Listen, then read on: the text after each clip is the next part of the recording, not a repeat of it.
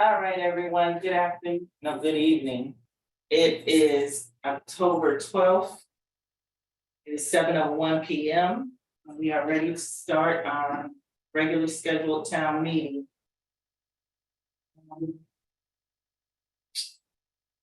Let's do the roll call, even though that's not on the agenda. We'll start with Ward 1 Commissioner Young. Present. Thank you. Ward 2 Commissioner Armache. Present.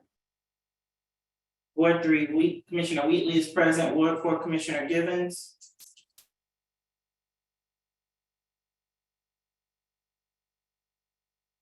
Commissioner Givens is absent at this time. At large, Commissioner Yuri.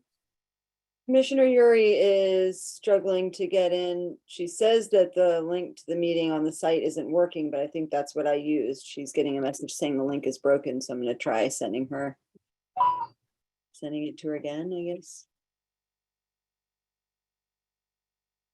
Demetrius said I can't make meeting until 7:30 or 7:45. So Commissioner Givens is running late. He said he will be coming to join the meeting around 7:30 or 7:45, between 7:30 and 7:45. But we do have a quorum as we have 3 commissioners present. So, let's see. First on the agenda is approval of minutes and financials.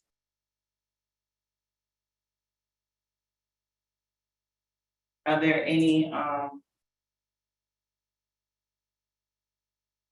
comments or questions in regards to the minutes?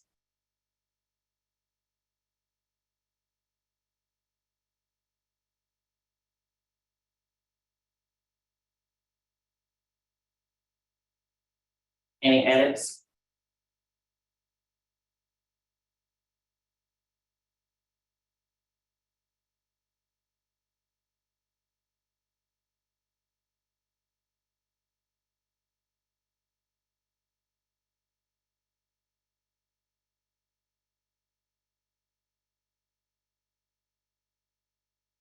Hearing none.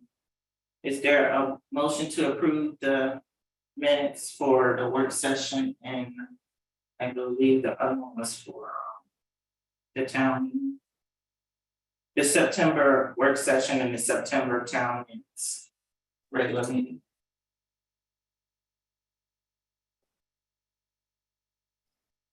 So moved. There's a second. Second. All right, all in favor, please say aye. Young, I. Roche, aye. Wheatley, aye. Motion passes. Commissioner Givens and Yuri are absent. Any questions or comments in regards to the financials?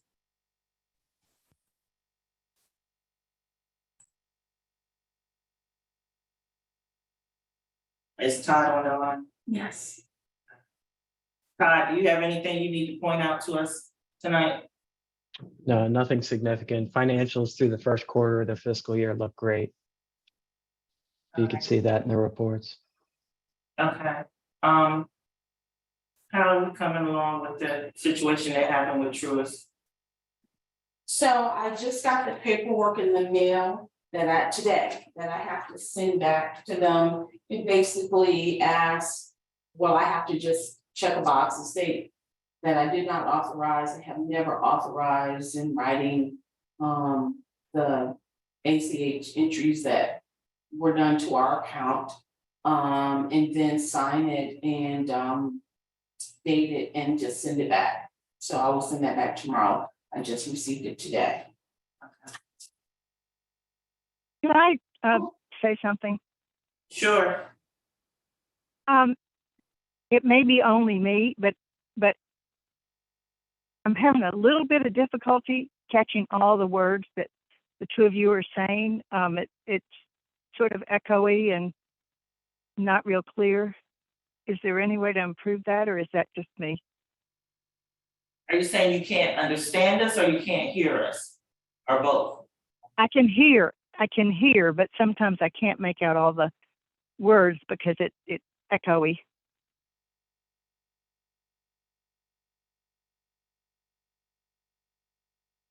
I don't know.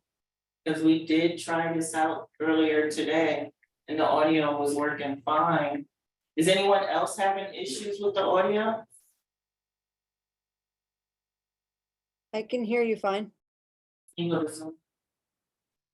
Maybe I it's hear just an me. echo. I hear an echo from the loud volume. Are you two on the same Zoom? Are you in the same room or close to each other? No, No. but both of us are getting our audio through telephones. Through separate Maybe phones? separate phones. Maybe that's why you're having the echo though. Maybe No, so. you'll have the echo because you're inside the room. You're inside the room, so it's a little bit echoing, but it's fine. But you're inside the room, so it's gonna have a little echo. You mean inside the conference room? Yes, ma'am. Well, there's really nothing we can do about that.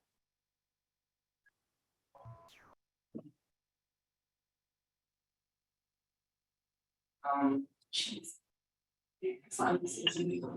Okay. Can you bring the rules back up again?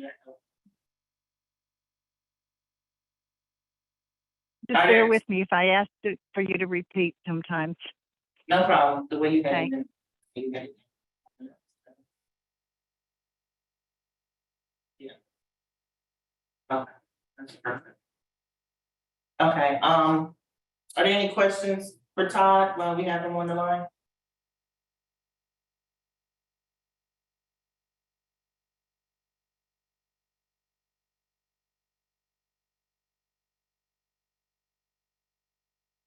Okay, hearing none, is there a motion to approve the September financial report for 2022?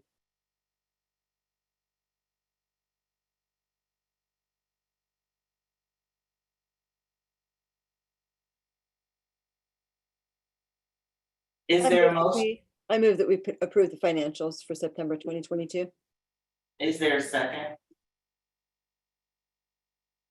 I second. Call for the vote. All in favor, please say aye. Young I. Amar Shea, aye. Beatley, aye. Again, Commissioners Givens and Yuri are not present. And since there are no. Commissioner Yuri is present. Did you just join? Hello? I joined a few minutes ago in the chat. Okay. I'm gonna check. Your vote, Commissioner Yuri, Pardon me? your vote, I'm sorry, I didn't hear that. what is your vote? Oh, that we approve the minutes and the financials. Yay or nay? Yay. Thank you. I also vote yay. Motion passes. Moving on. Next up on our agenda tonight is Mayor Monica Cansanis. I hope I said that right, of Colmar Manor. Hi, Monica. How are you? Morning, Commissioner Wheatley, nice to see you. Nice to see you. We literally just saw each other. Crazy. I asked Mayor Monica to join us tonight. And I believe you had a few things you probably wanna talk to us as well, but the main thing I wanted to hear from you about was the program, the yoga program that you have with Mr. Lou and Mr. Bruce. Mr. Lou is Lou Frazier, who's actually a Cottage City resident. And I did ask Monica how the program was going, working in her town, and she says that, it's going really well. And so I asked if she would just come tonight to just give us a little brief summary of how it's been working. Yeah, so I'll share with you what my experience has been. I met Bruce Shingler and Lou Frazier when I got elected, and I got elected in May. Everybody started coming and asking for something. And so everybody wanted to use the space. Everybody had an idea of something that they wanted to do. And whenever they would come up to me, I'd say, okay, I need a proposal. And I need to know what it is that you want to do. And I need you to come and present to our town council. And the only group that did that was the Foundation of Greatness, which is the foundation that both Bruce and Lou are the founders of. And so what we've worked out with them is we give them space here. So it's a new nonprofit that they've started. We provide them the space, they provide the programming. So they have a very huge heart and a commitment to make an impact in the community. So yoga is one of the things that they do. These are two individuals that grew up in the area. They're very well connected. They've done very well for themselves. And now they're giving back to the community. And so they're doing the yoga and the meditation because I asked, hey, you know, I'd love to do meditation because I really feel that's helped me personally. And so they found someone that would do it in our town hall. They have partnered with a program that helps people with developmental issues, which is called Global Resource, and they meet here Monday to Friday. And anyone in our town that wants to come and join that, or I would say even Cottage City, they're welcome to come and join. They come, they do crafts, they go on field trips. So for us, it's a win-win. We provide the space, they provide the programming. When we've hosted events, they will come out, they'll have a table, they'll give items away. Another thing that they're planning on doing is athletic programming. So these are all just in the works. They've been with us since, or they started really ramping up with their programming towards the end of September. What I had them both do was obviously go through a background check, and then we have an MOU with them. We have an agreement with them. And I'm asking them to attend all of our council meetings and give a report on what happens. We're providing them with some office space, so they're in the process of actually getting that organized. They have that office space available to them. Anything that they do, they need to run past us first. So it's very, we know what's going on. It's not like they're just coming in and doing whatever they want. We talk about it and we collaborate as a team together. And so far, I feel like it's really worked well. There's life in this building and I love it. Hey, well, thank you for your knowledge and testimony and experience so far with Mr. Frazier. And what's the other gentleman's last name? Mr. Shingler. Shingler, okay. So it's good to get firsthand knowledge from someone who's actually been, you know, through the program with them and can give us honest feedback. So I'm not really familiar with them, but I, as you said, I do see them at your programs. I've been to a lot of Comar Manor programs and I see them there every time and they're always giving back and they're always helping out.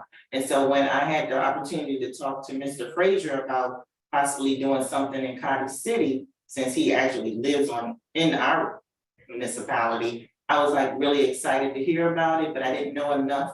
And it was just a good conversation. So I'm glad that you did come to give us, you know, your experience. So although we haven't had a chance to actually sit down and talk with Mr. Frazier or Mr. Schuler, I'm hoping that we do get that opportunity and that they can present something to the council or to the commission. But even if they don't, just the fact that you're offering our residents the opportunity to participate is still a great thing because I like working with you guys. I like the partnership that we do. So hopefully we can bring something to our residents as well. So I'm gonna, if you have a few minutes, I'm gonna open it up and see if any of the other commissioners want to ask you some direct questions or specific questions, if you have a few minutes. Did anyone want to ask Mayor Monica or ask Monica any questions? We have her tonight. Yeah, this is Commissioner Amarche. Hi, Monica. Hi. How are you? Good, how are you? Good. Are you charging residents or they're providing it for free to your residents, or how are you doing that? So with, for example, the yoga, the person that leads the yoga has her own following. So they've come out and followed her here. So she charges them whatever she charges them, but it's free to Colmar Manor residents. Cool. And if Cottage City residents want to come, then they pay whatever the fee is that she's charging, which I feel like I saw, actually, now that I'm So asking. I feel like- I've talked to them about it because I mean the people that follow her, I mean they're paying they're paying the full amount, and it would be too expensive for me. But what I'm suggesting is anyone that lives in the port towns get charged like $10 to attend the yoga or the Istanbul meditation. So that's how I'm starting off and piloting like the wellness that we're doing here in Colmar Manor. So even on Saturdays, when we do our Saturday morning burner, that's my personal trainer. And he comes and he trains me here during the week, and he happened to offer up this class to our residents, which again is for free, but anyone who lives in the port towns, a low cost of $10, which helps us, give back to the instructors. Cool. Thank you. Any other questions for Monica?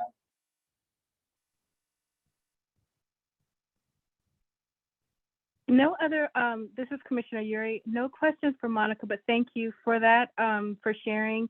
But I think it would be good maybe in our next newsletter if we could advertise it for our residents. I don't have any questions either, but thank you. I think I went to yoga some years ago when my legs could still do it, and it was $10 a class, which sort of does add up. But it sounds like you're still charging the $10 a class for both the yoga and anything else that they put on. Yeah. But I mean, I'm also just playing around to see what gets people to come out and what people can afford. So even I think someone had suggested we also do meditation on Sundays at noon, and that's another volunteer that lives in town. But I want to pay people for their time, and so people that have come out to that have said, well, can we like buy a bundle? Can we buy X amount of classes for a certain amount? And I said, sure. So I'm still working out the kinks, and we're definitely open to suggestions because right now this is all just piloting and seeing what works and see if there's interest in coming out and doing these things. I will just say that some years ago, some of us managed to ask the CDC for money to provide free yoga here in Cottage City, and we got that money, and that was nice while it lasted, which is just another comment on how sad it is not to have that resource to provide something like that. But thank you. Thank you again, Monica. I'll also just add real quick, since I have you face to face and we've been back and forth a little bit, a big part of what I do for a living is sound baths.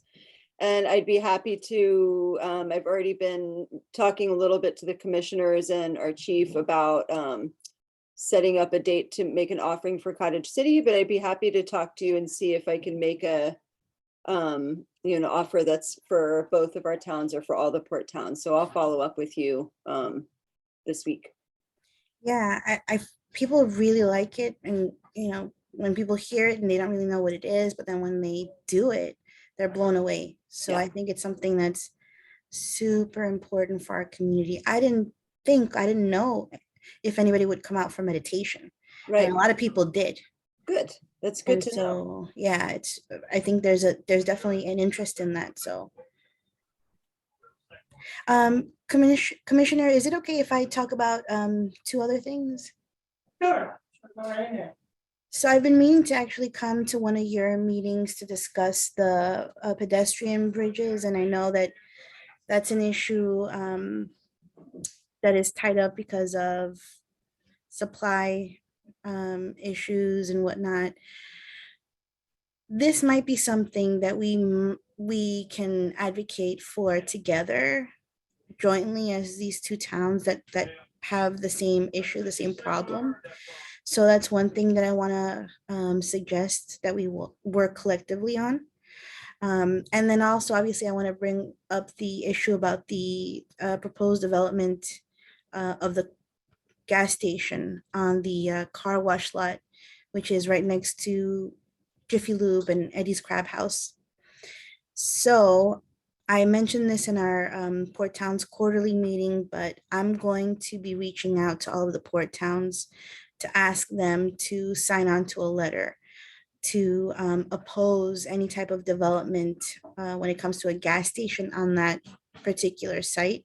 So we're ramping up to fight this, and we're going to need the support of all of our surrounding communities. So just an FYI that we're planning on writing a letter. We also just enlisted the help of a lobbying firm called Greenwell.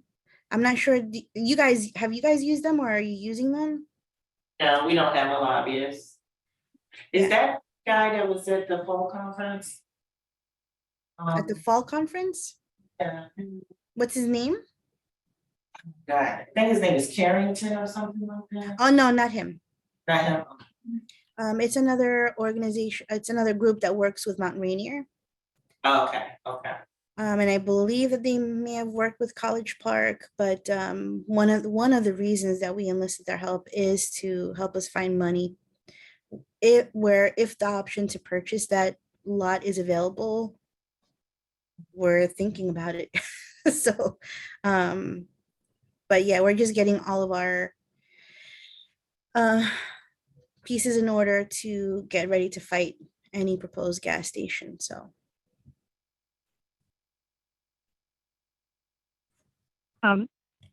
Mayor, this is Commissioner Young. On the bridge, anything we can do to get them to fix those pedestrian bridges, I would support strongly. However, I do recall that I think they said that our side of the bridge had more structural issues, if I'm remembering right. But anything we can do to get both sides fixed, I think that's really important, and it's a shame that it's gone this long without having So- access. We've been told, at least our town administrator reached out to MDOT, and we've been told that we might get some type of resolution to that in 2024. That's not acceptable. And so I think we need No. to start turning the pressure up to get them on this, because it's dangerous. I mean, it's a huge safety hazard that I agree. we need to address. And if we can do it together, I think, there's power in numbers. Yes.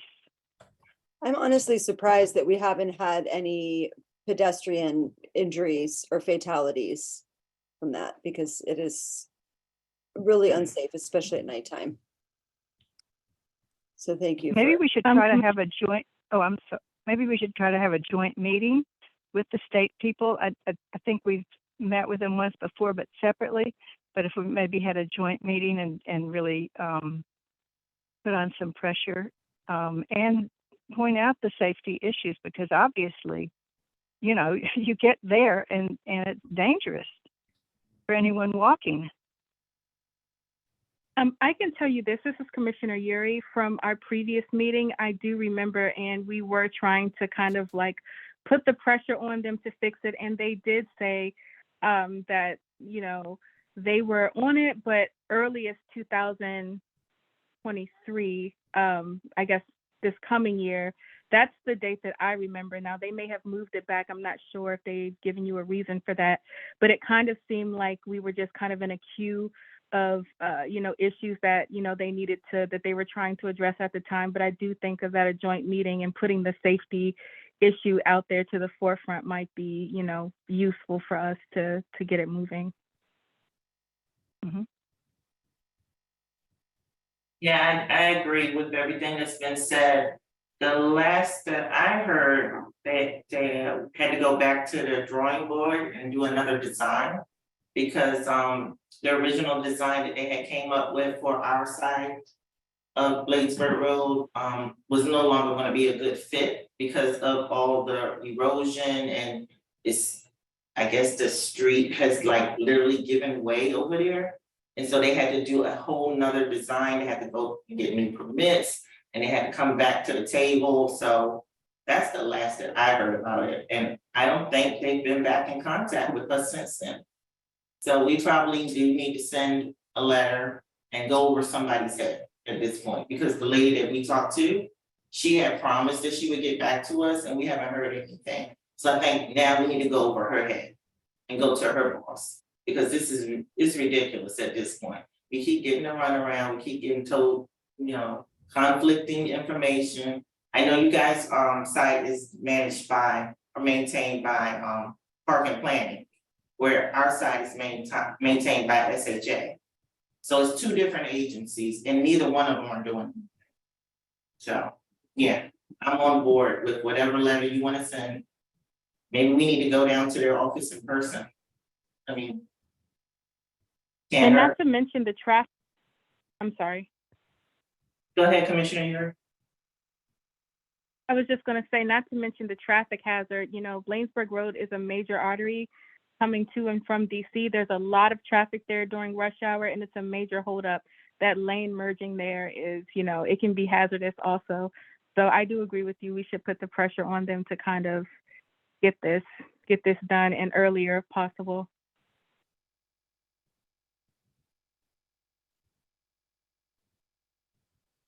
All right, and also in regards to the gas station, I definitely don't think we need another gas station on Lakesburg Road. I mean, there's so many gas stations around here. Yeah, I'm more than happy to sign on. How do the other commissioners feel about signing on to the letter? A petition. I would agree. Okay. This is Commissioner Yuri. I agree as well.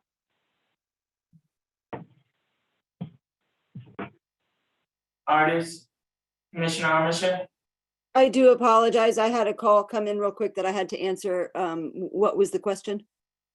In regards to signing on to the letter against the gas station being, Yes, absolutely. I agree. yes, Monica, we support you.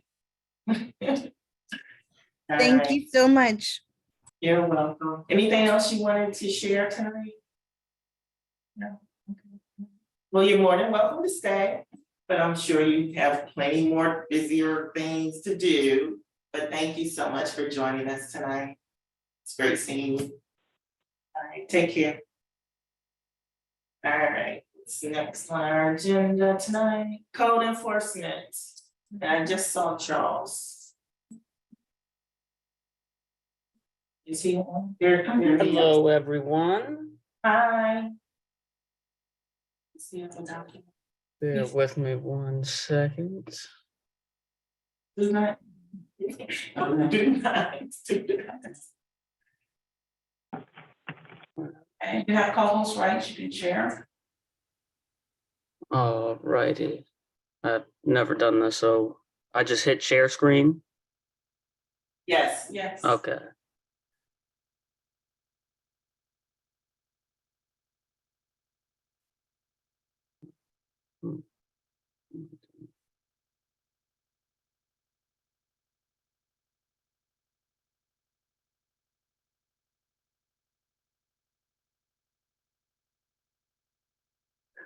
Alrighty, so for the month of September, I have it broken down here by violations. I left the address off. I don't know if that matters because then it's going to be a little harder to show. But as you can see, obviously grass was a big one. That is now coming to a head with the weather changing. So there was what, let's see, 29 cases from 9/1 until today. And let's see, I think in total, yeah, so there's still 13 open cases. Click on that. So most of them are bigger than like grass. The ones that are grass, I know that they were either going up for let's see, hold on one second. Yeah, this one in particular is there's an issue because the house is unoccupied and it's for sale. So I need to get in touch with the realtor and so on and so forth. And then the other one is an ongoing issue of, you know, if you hound them, they take care of it, and then, you know, recently we've had a number of complaints about animals, either animals being loose or animals barking for an extended period of time. So that is unusual, at least here. It hasn't been an issue up until this past month. And then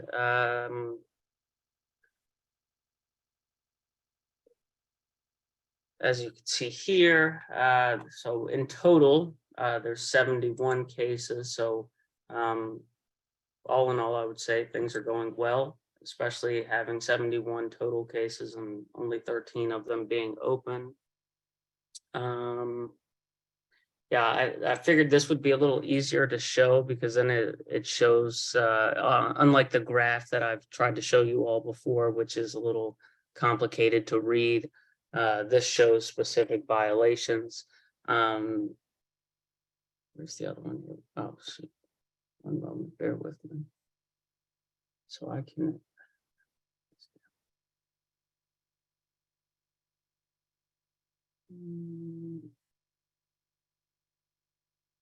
Wrong button.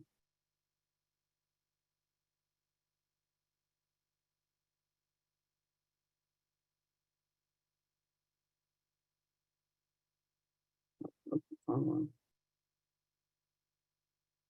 Okay, I think that's everything. I mean, if there's any questions, I'd be more than happy to answer. I just was hoping that this would be an easier way to show what all is being worked on.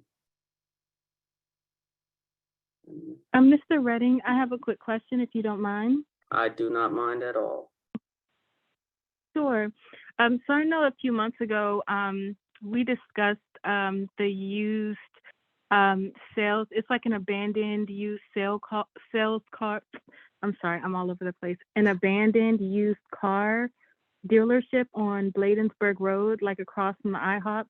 I know we were trying to look into like maybe who the owner was, you know, what the status was, if it was abandoned, if it was still in use. And it looks from our last meeting, it looked like there were just kind of old cars still sitting there. And we were planning to do something about it, get it towed, put pressure on the business owners to get all that stuff moved out. But it looks like nothing has happened over there. Do we have any progress or update on that property? So it's funny you bring that property up. I actually sent them a notice today saying that, you know, this is their final warning, and that any vehicle that is unregistered or, you know, inoperable, dead tags, what have you, is liable to be towed off the lot at the owner's expense. They were also cited for the rotted wood, the flaking and peeling paint, and that notice went out about 2 hours ago. So I should have an update for you within a week. If not, then, you know, I'll be more than happy to move forward with getting it cleared. Okay, and when we're going to have it cleared and take the bill for that, are we going to kind of put that on their tab? How does that work? So it would be the vehicles, you know, in my practice, and Mr. Best, I believe, is on here. So with vehicles, you know, I've warned them. This is now a second warning.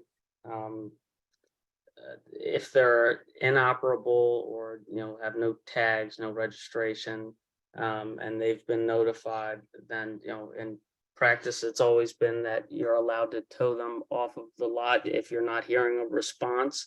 I would rather, because it's a business and not like a residential property, I would rather issue fines and then get a judge to give me an abatement order to remove the vehicles. It's just that's the practice I like to do personally, because it's just a little cleaner. And then, as far as like the exterior of the property, like the peeling paint and all that stuff, that's something that would have to be discussed with you all, because, it's not like we have somebody that's going to do that, on the team. So again, that would have to be Okay. an abatement order given by a judge. And the property owners haven't responded at all? Have not responded, no ma'am. Okay. All right, thank you. Thank you. And I think we were looking at that same issue with Port Towns Motors, correct? Correct. With At the last meeting, I believe the topic of discussion was like the grass and so on and so forth. The moment I got off the meeting, I had reached out to their attorney and told him, that it had to be done, yesterday. So I heard nothing back, but I know that my message must have gotten through, because it was done, I think, the next day or the day after. And, again, I haven't heard anything. I've communicated with just the attorney, because that's what I was asked by the attorney. I had sent a certified letter. It was returned.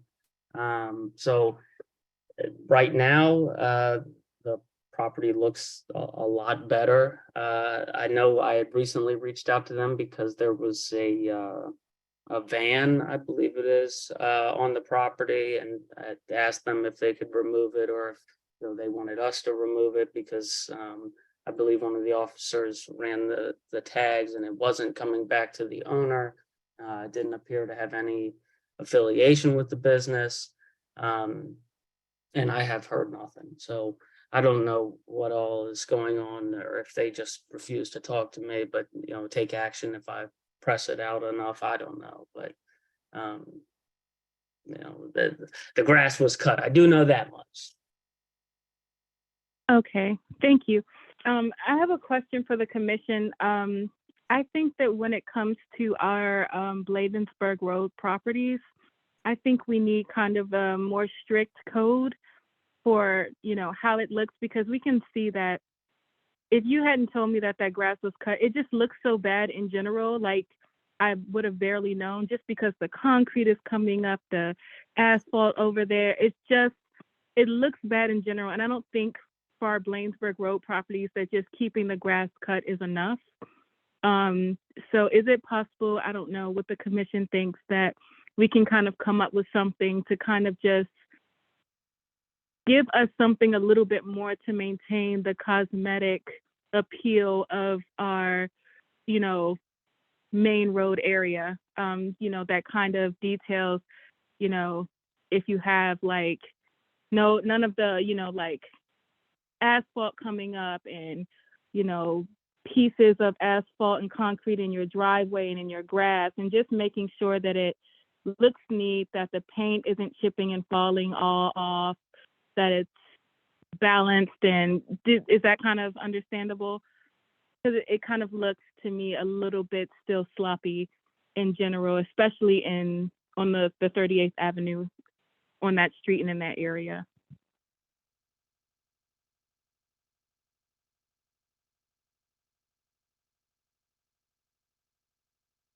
So I don't know if that's a question for the commission, or if you want me to kind of chime in from like my perspective.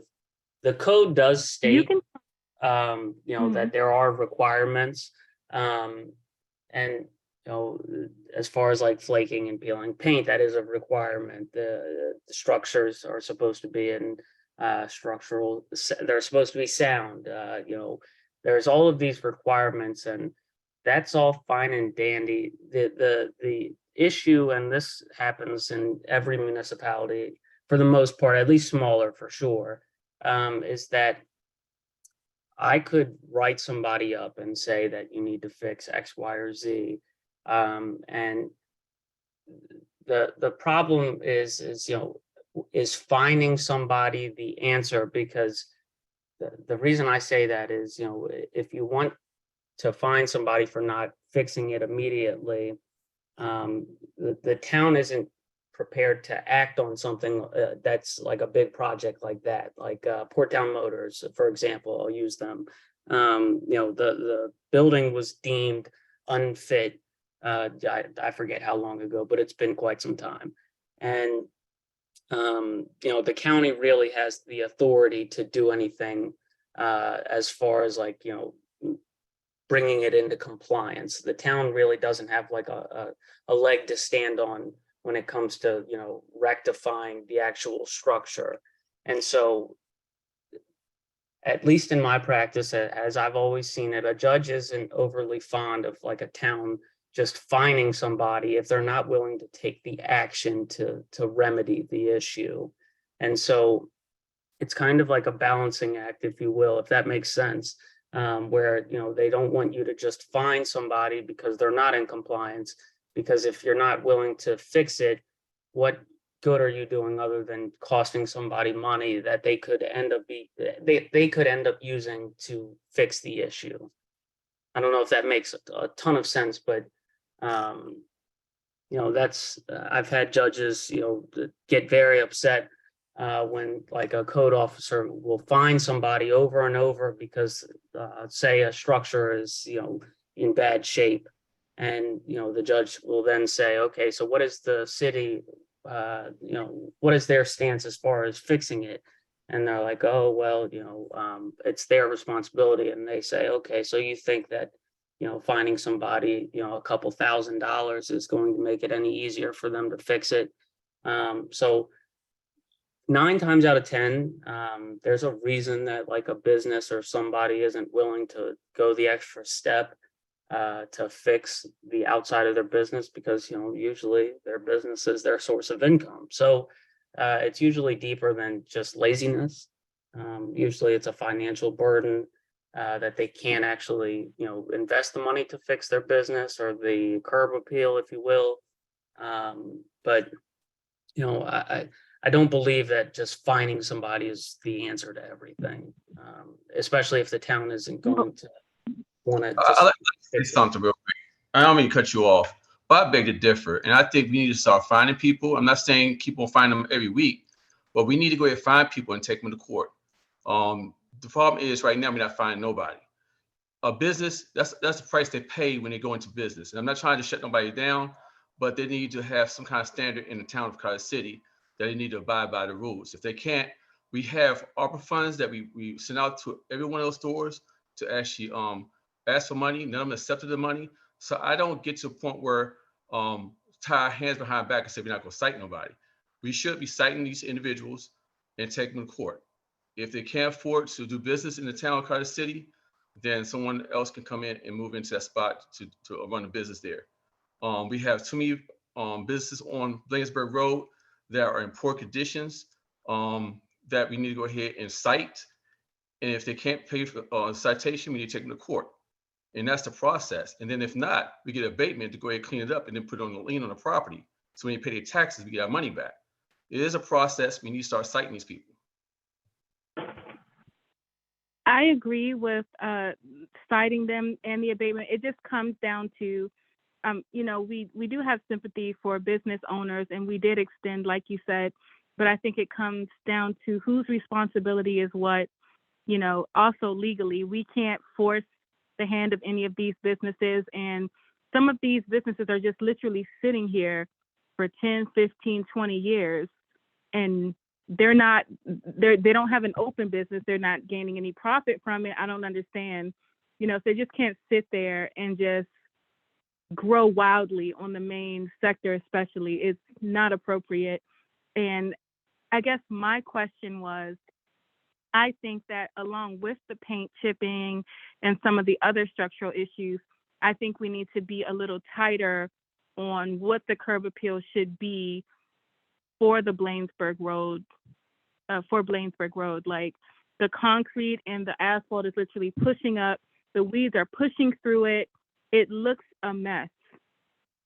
The weeds are coming all through the sidewalks.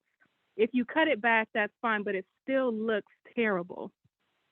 And for the grounds, I think that we need something more than just paint chipping and, you know, making sure wood pieces aren't out. It just, to me, and I don't know, Mr. Redding, maybe you could help me develop that, or we can work together.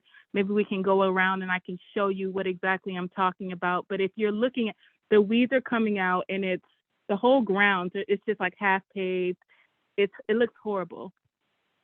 There's, you know, weeds growing off of the fences, you know. Excuse me, Commissioner Yuri, could we table this, maybe you and, Mr. Redding can have a private conversation? Cause, we have quite a lot to get through tonight. Is it possible you and him can talk offline? Absolutely, but it would be nice to hear how the commission feels about it, just a little bit, if possible.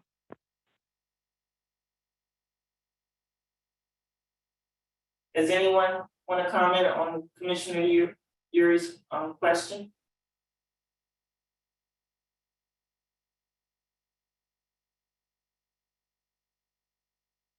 Okay, well, Mr. Redding, maybe you can let me know some available times that you have, and we can discuss this a little bit more.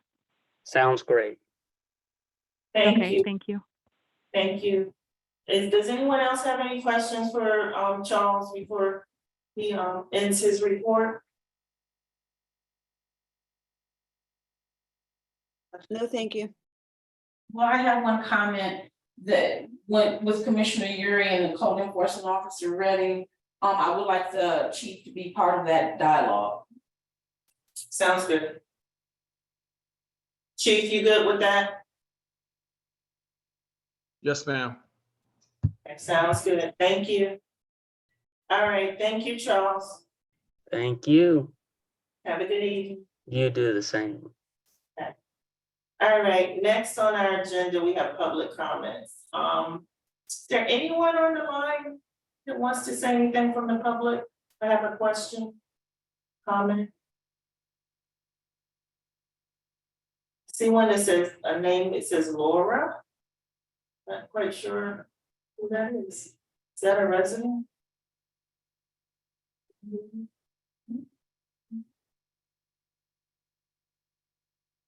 All right, hearing no public comments, we can move on.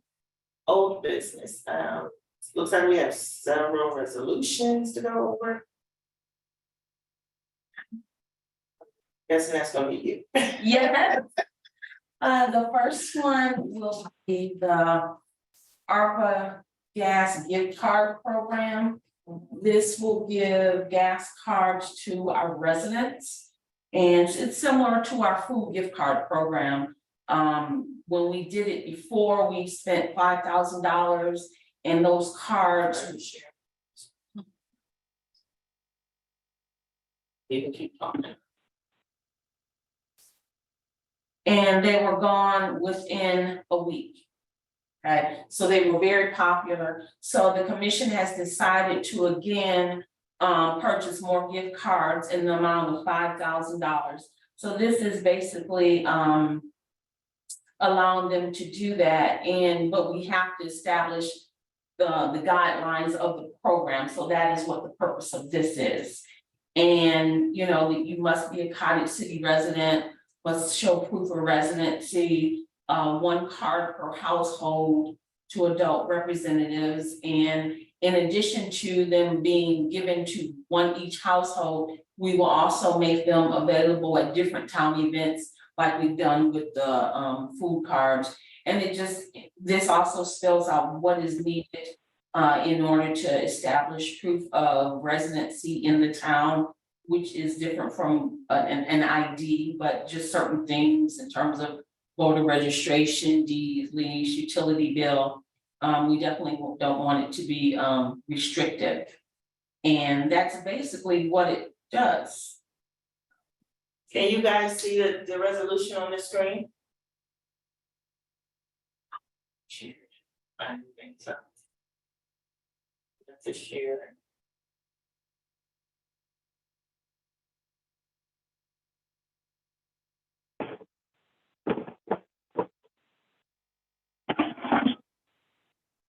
Can you guys see it on the screen now? Yes. Okay, great. Sure. Any questions in regards to this resolution? Any comments? Because we do need to pick an amount. Well, you all had, during the work session, you all did agree to do another $5,000. Okay. But right now, this is just the guidelines of the program. The next one will be the amount, the Okay, next resolution. the next. So this is strictly just the guidelines, it doesn't have the amount in it, because I Correct. saw a bunch of X's. Right. I'm not hearing everything very clearly, but I do support doing this. Yeah, This and is we'll Commissioner Young. count in there. After we do the second one. Mhm. Okay, I'm sorry if you didn't hear us, Commissioner Young. I was just asking about the amount for this resolution, but this first one is just to set the parameters of the program. Right. The next resolution will have the actual dollar amount that we will vote on tonight. And then Carol will come back and fill in the numbers for this resolution. Is that clear? Did you hear what I said? Thank you, yes. Commissioner Young, okay, great, there's something in the chat. You can just hit chat, you should be able to see it. Okay, so that's not, okay, alright, okay,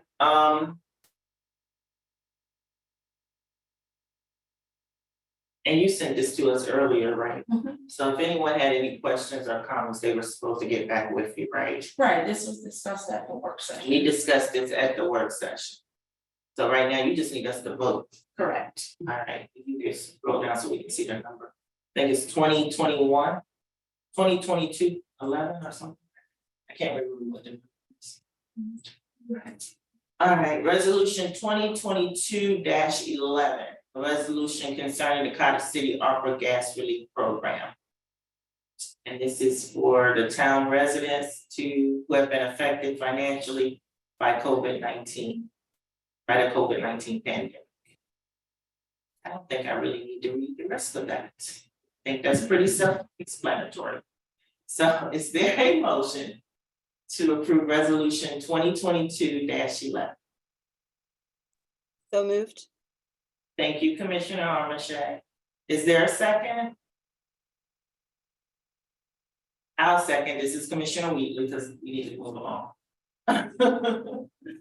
All right, call for the vote. All in favor, please say aye. Amarche, The aye. Young, I. Yuri, I. Wheatley, aye. Has Commissioner Givens joined us? Probably not. Commissioner Givens, are you on the call? Because I know you said about 7:30 or 4:40, 7:45. So, apparently Commissioner Givens is still absent. So, I voted yes or yay, but that's 4 yays, 1 absent. Hearing no nays or abstentions, the motion passes. We can move to the next one.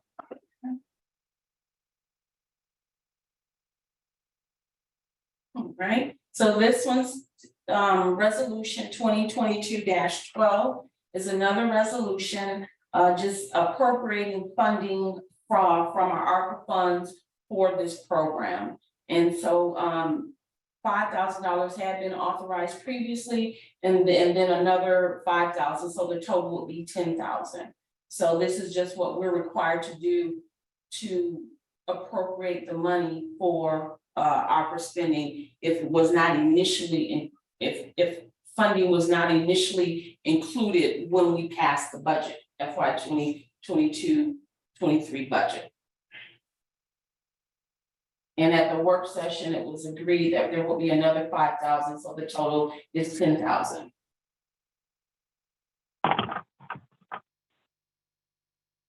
All right, any questions? Hearing none, oh, I'm sorry. Are there any questions or comments? Yeah, I'm ready to get this over. Oh, gosh. Hearing none, I'll read the title, you just need to announce it. All right, Town of Cottage City Resolution 2022-12. resolution concerning the Cottage City ARPA funding received for the fiscal year ending June 30th, 2023. Whereas the town's charter requires no public money may be expended without having been appropriated by the commission. Any transfer of funds between major appropriations for different purposes must be approved by the commission before becoming effective. All right, and again, that's gonna be budget line, fiscal year 23 budget line 6054-5, ARPA gas card program, $10,000 increase. Just roll up just a little bit. And budget line item 4201, increase appropriated from fund balance will be a decrease of 10,000. Funds allocated for ARPA gas card relief program. All right, is there a motion to pass resolution 2022-? This is to put the money on the budget line item. So moved. All right, call for a second. I'll second. Second. Completely. I beat you to it, Ann. So, Okay. but thank you for offering the second. Call for the vote. All in favor, please say aye. Young, I. Yuri, Palmer Shea, aye. And it sounded like Commissioner Uri said aye as well. I also say aye. This is Commissioner Wheatley. Commissioner Givens is still absent. Hearing no nays or abstentions, the motion passes. Thank you. We can move on to the next one.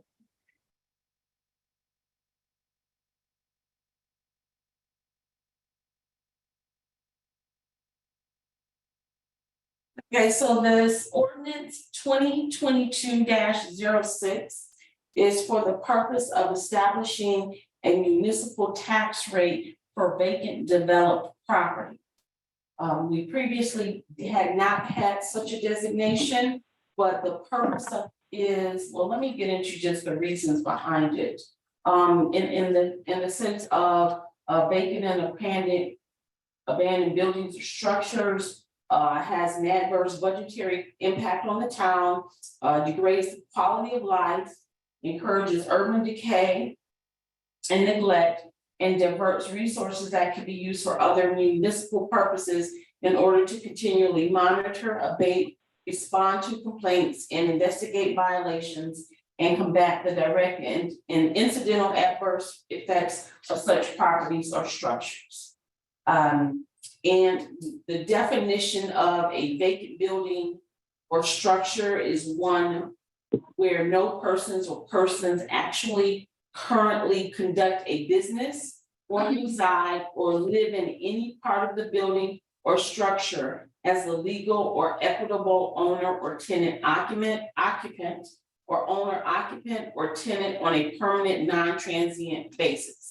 And in determining whether it is vacant, we will look at things such as electrical, gas, or water meter running or showing low usage, accumulated mail, neighbor complaints, police calls for service, inspections and code violations, lack of serviceable furniture, observable, open or unsecured accessibility, deferred maintenance, the building is boarded up with or without a permit, and inability to contact the owner, local agent or custodian, vacant property registration, or any other reasonable basis.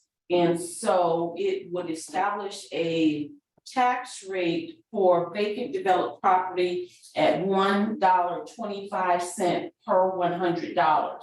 So just as a matter of reference, that is approximately 56% greater than the tax rate for regular commercial property.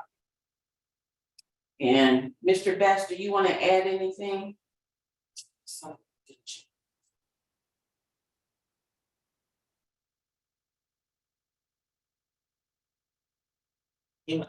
No, that's good. I would say that this, it's a two-pronged ordinance that an existing vacant property ordinance needed to be amended to add I assume you can hear me?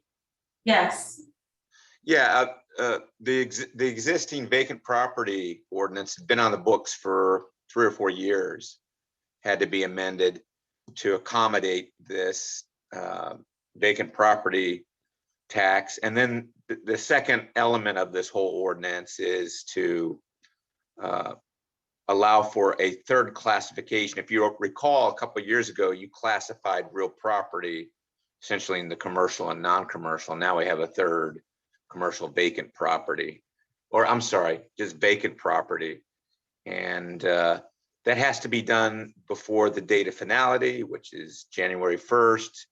And you report this to the county tax assessor and SDAT, and you can then levy when you strike your next budget. The tax rate for this third class of real property next June, so that this higher tax rate will go. And of course, the idea, as mentioned, is to put the burden more on those property owners that refuse to maintain their properties, which causes blight and other decay and problems in the town. And so certainly a good idea. This is modeled after Mount Rainier. Upper Marlboro is enacting the same ordinance, and there may be a few others as well. But this is kind of a new venture for municipalities to create this particular class. And you all, as municipal corporations, have a great deal of latitude to define and classify real property, whereas the counties do not have the same latitude that the municipalities have. So if there's no more questions, I will yield. Thank you. Madam Chair? Mr. Best, you mentioned Upper Marlboro. Are you the attorney for Upper Marlboro? Yes, I am. And you said you're doing something similar to Almost it? exactly the same, yes. And this started with Mount Rainier. I did not prompt the town of Upper Marlboro to take this course of action. They found out for themselves, just as you all did. I think Commissioner Givens raised this issue several months ago, if I'm not mistaken. And lo and behold, Upper Marlboro, I guess you all talk at PGCMA or elsewhere, and that's how the word got around. So I'm sure this will spread a little further than, just these 3 towns or 4 towns. Yeah, I actually saw Sarah at the fall conference, so that's why I was wondering. Sarah, I can't think of Sarah's last name, but she's the mayor of Yeah, Mayor Franklin is. Frank. Thank you. And I think she did kind of mention it. Okay. Any questions for Carol or Mr. Best?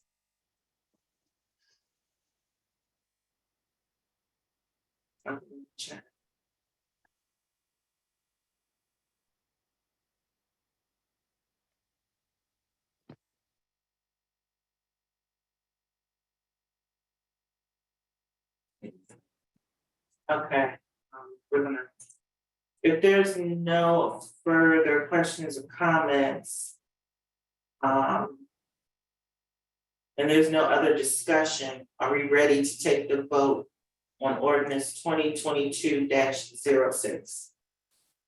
Madam Chair, I don't believe there's a vote. I believe this is a first reader. It's the first reading? Mhm. Oh, I'm sorry. Yes. I didn't even hear you say it. I'm sorry, my apologies. All right, If you could ensure that you read the title.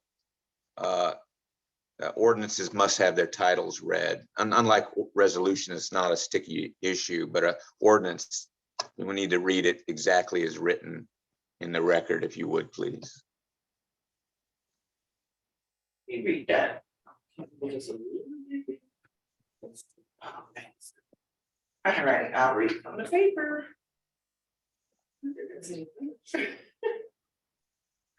All right, this is the first reading of the Town of Cottage City Ordinance 2022-06. An ordinance amending chapter 5-12 permits, licenses, and registrations, and chapter 13B assessments and taxation to establish a municipal tax rate for vacant developed property. That is the full title. is now been officially read into the record. There you go. Thank you, Madam Chair. Thank you, Mr. Beth. Thank you. So I'll go on to the next one. So the next one is Charter Amendment Resolution number 20-22-01. And the purpose of this charter amendment is to authorize the Cottage City Commission to recess from its regular monthly meetings in the month of August. So basically to allow for an August recess for the commissioners, If we choose, if you choose. we may choose to actually have it if needed. Correct. And this is the first reading as well. And we discussed this last week at the work session. Unless there's any further discussion or comments, I'm ready to read it into the record.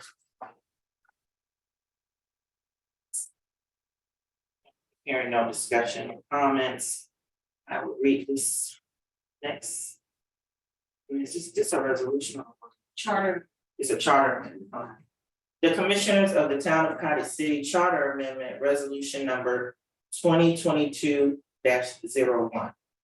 A charter amendment resolution of the Cottage City Commission to amend Section 9, Meetings of Commission of the Charter of the Town of Cottage City to authorize the Cottage City Commission to recess from its monthly regular meetings in the month of August and generally relating to the Cottage City Commission. Now, this says the month, the regular meetings, is this also gonna include the work session? Or is that just understood? You're not required to do the work session according to the charter. It's the town meeting that's required as the charter, per charter, the charter. Oh, Commissioner Givens, you joined us, great. So let's read into the record that Commissioner Givens has joined us now. Okay, great. This is another first reader, all right, All right, let me interject, Madam Chair. sure. Yeah, so this is a charter amendment, not an ordinance. So it follows a different procedure in state law. And the way it works, there's no first or second reader for charter amendment resolutions. They only get read once and approved. However, 4 years ago, they put an extra layer in for charter amendments. You're required to place a notice somewhere conspicuously in town hall and hold a public hearing after 21 days notice. And then after the hearing on the charter amendment is conducted, immediately thereafter or shortly thereafter or several days thereafter, you have the ability to approve the charter amendment. And then 50 days must pass before it becomes effective. And during those 50 days, you need to put notices in newspapers of general circulation on weekly intervals for up to 4 weeks. So that's the state law process for this. Now, so that begs the question, has the 21-day notice been placed conspicuously in town hall? And have you already held a public hearing on this charter amendment resolution? I yield. No, What's that? no. So everything you've done is, I guess, not for naught, because it helps familiarize the commissioners and some people with this charter amendment resolution, which is no harm, no foul. But before everything formally starts, the clock starts to tick and things start to happen, you need to post the 21-day notice and then hold a hearing at an upcoming town meeting. And I would also ask that if we're going to do that, and I agree, I think that's probably a good thing to kind of keep it open to public notice, but we should probably put in a newsletter. So announcing when we're having the meeting so people will know, so we don't just kind of assume that they should know, I yield back. Yeah, absolutely, Commissioner. I'm basically stating the minimum that the law requires, but that's an excellent idea. Thank you. Mr. Best, Yes, ma'am. I thought that, there was legislation out there that said that we did not have to post, post in a public newspaper if we were doing a charter amendment. Did that not pass? I don't think so. I don't believe that it finally passed. I can look at that tomorrow and see, what, I heard about it, but it didn't seem to come to fruition. But it's a good idea to check. I could be wrong, but thus far, I haven't heard that there'd been a change with not having the note. But the notice requirement, tell you the truth, Chairman Wheatley, the notice requirement would refer to the notices that go in a newspaper of general circulation after the charter amendment had been approved by the commission, not the 21-day notice. The 21-day notice is not a newspaper of general circulation notice. It's just a conspicuous place in town hall. And then, as Commissioner Givens suggests, also as a nice thing to have, to put it in the town newsletter as well. So what you really need to do is just regroup and refigure out how you're going to start the process on this particular charter amendment resolution or any others that are coming down the pike. Well, let me interject, and it was my intention just to make sure, with the language that we do have, that everyone is in agreement on it, because there was not a lot of discussion, although this one is pretty easy. There was not discussion, a lot of discussion during the work session. So that's why I'm bringing it up again, but your direction is duly noted. Yeah, like I said, there's no harm, no foul, in having this piece of legislation put before the commission well in advance of the 21-day notice and the whole process starting under state law. There's no harm, no foul on that, but there's going to come a point where you're going to have to abide by the procedure in state law, and that's all I'm bringing up. Thank you. Thank you. Yep. Questions?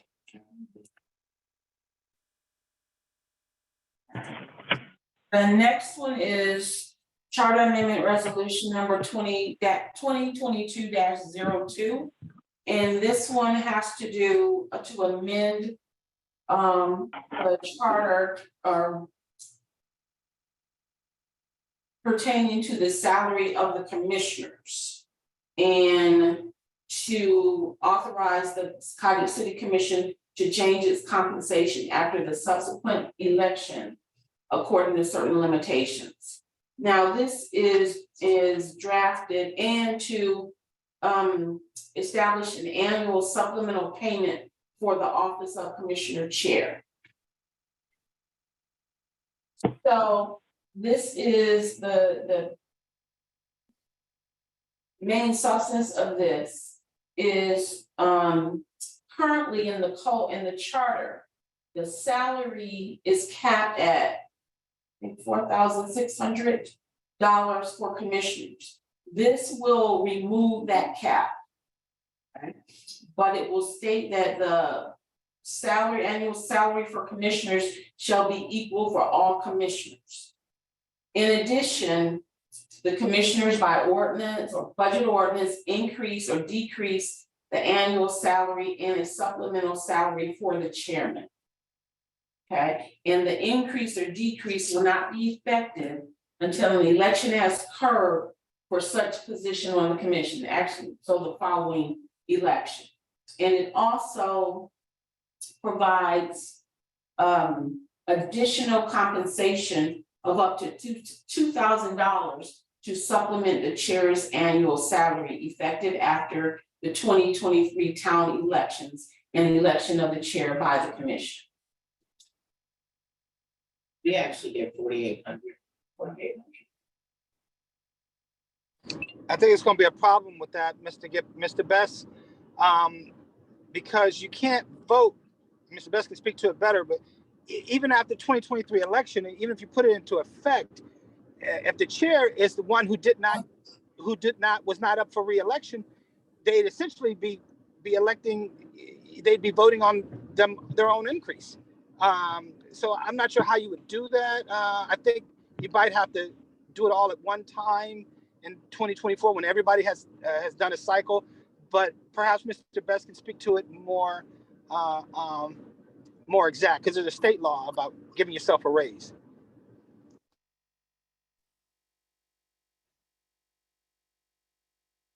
Yeah, Commissioner Givens, if I may, Madam Chair. Yes. You know, give you just a 10,000 foot background.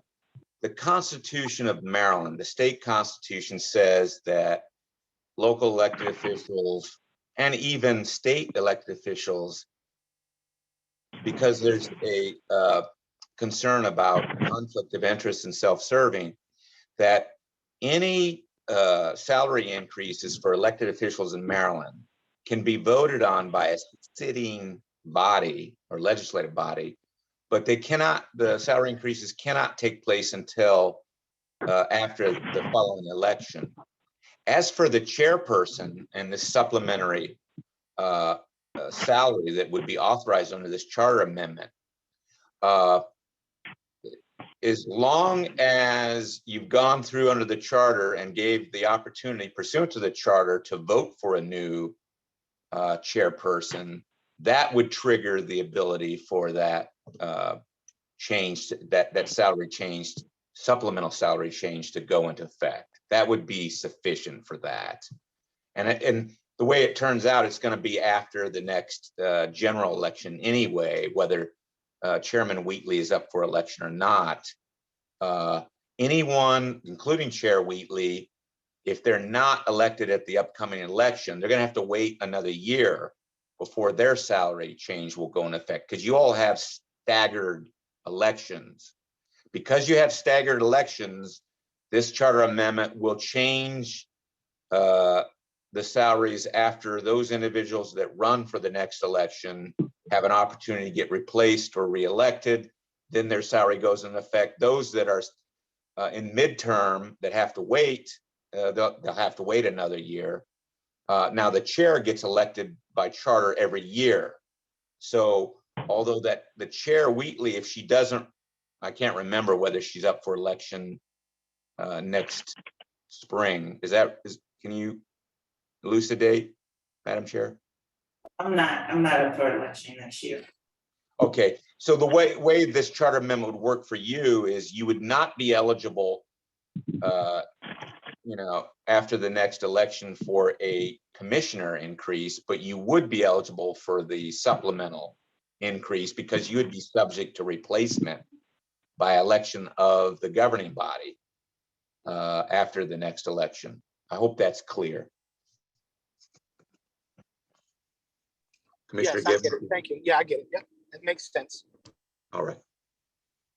Thank you, Mr. Bass. Yes, ma'am.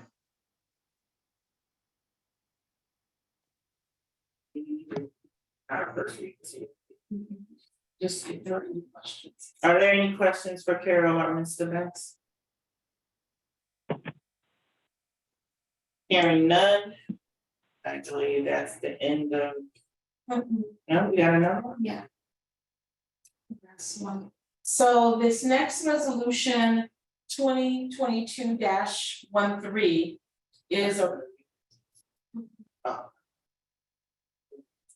is to provide premium pay to eligible municipal workers performing essential work during the pandemic using coronavirus state and local fiscal recovery funds for personnel of the town of Cottage City, or i.e. ARPA funds. So I'm just going to give you just some of the guidelines that ARPA establishes for giving either premium or supplemental payments to employees. And eligible employees are those who individuals of all staff who may be at risk of exposure to COVID due to their interactions with the public or interactions with things that may have been exposed to the public, and interactions with coworkers who may have been exposed. So it's broader and is broad in the sense of who would be eligible for this payment, these pay. Different jurisdictions have taken different approaches. One jurisdiction that I know of advocated for 2 hours, $2 more per hour for a specified time frame for each employee. So for the hourly employees, they will make $2 more per hour.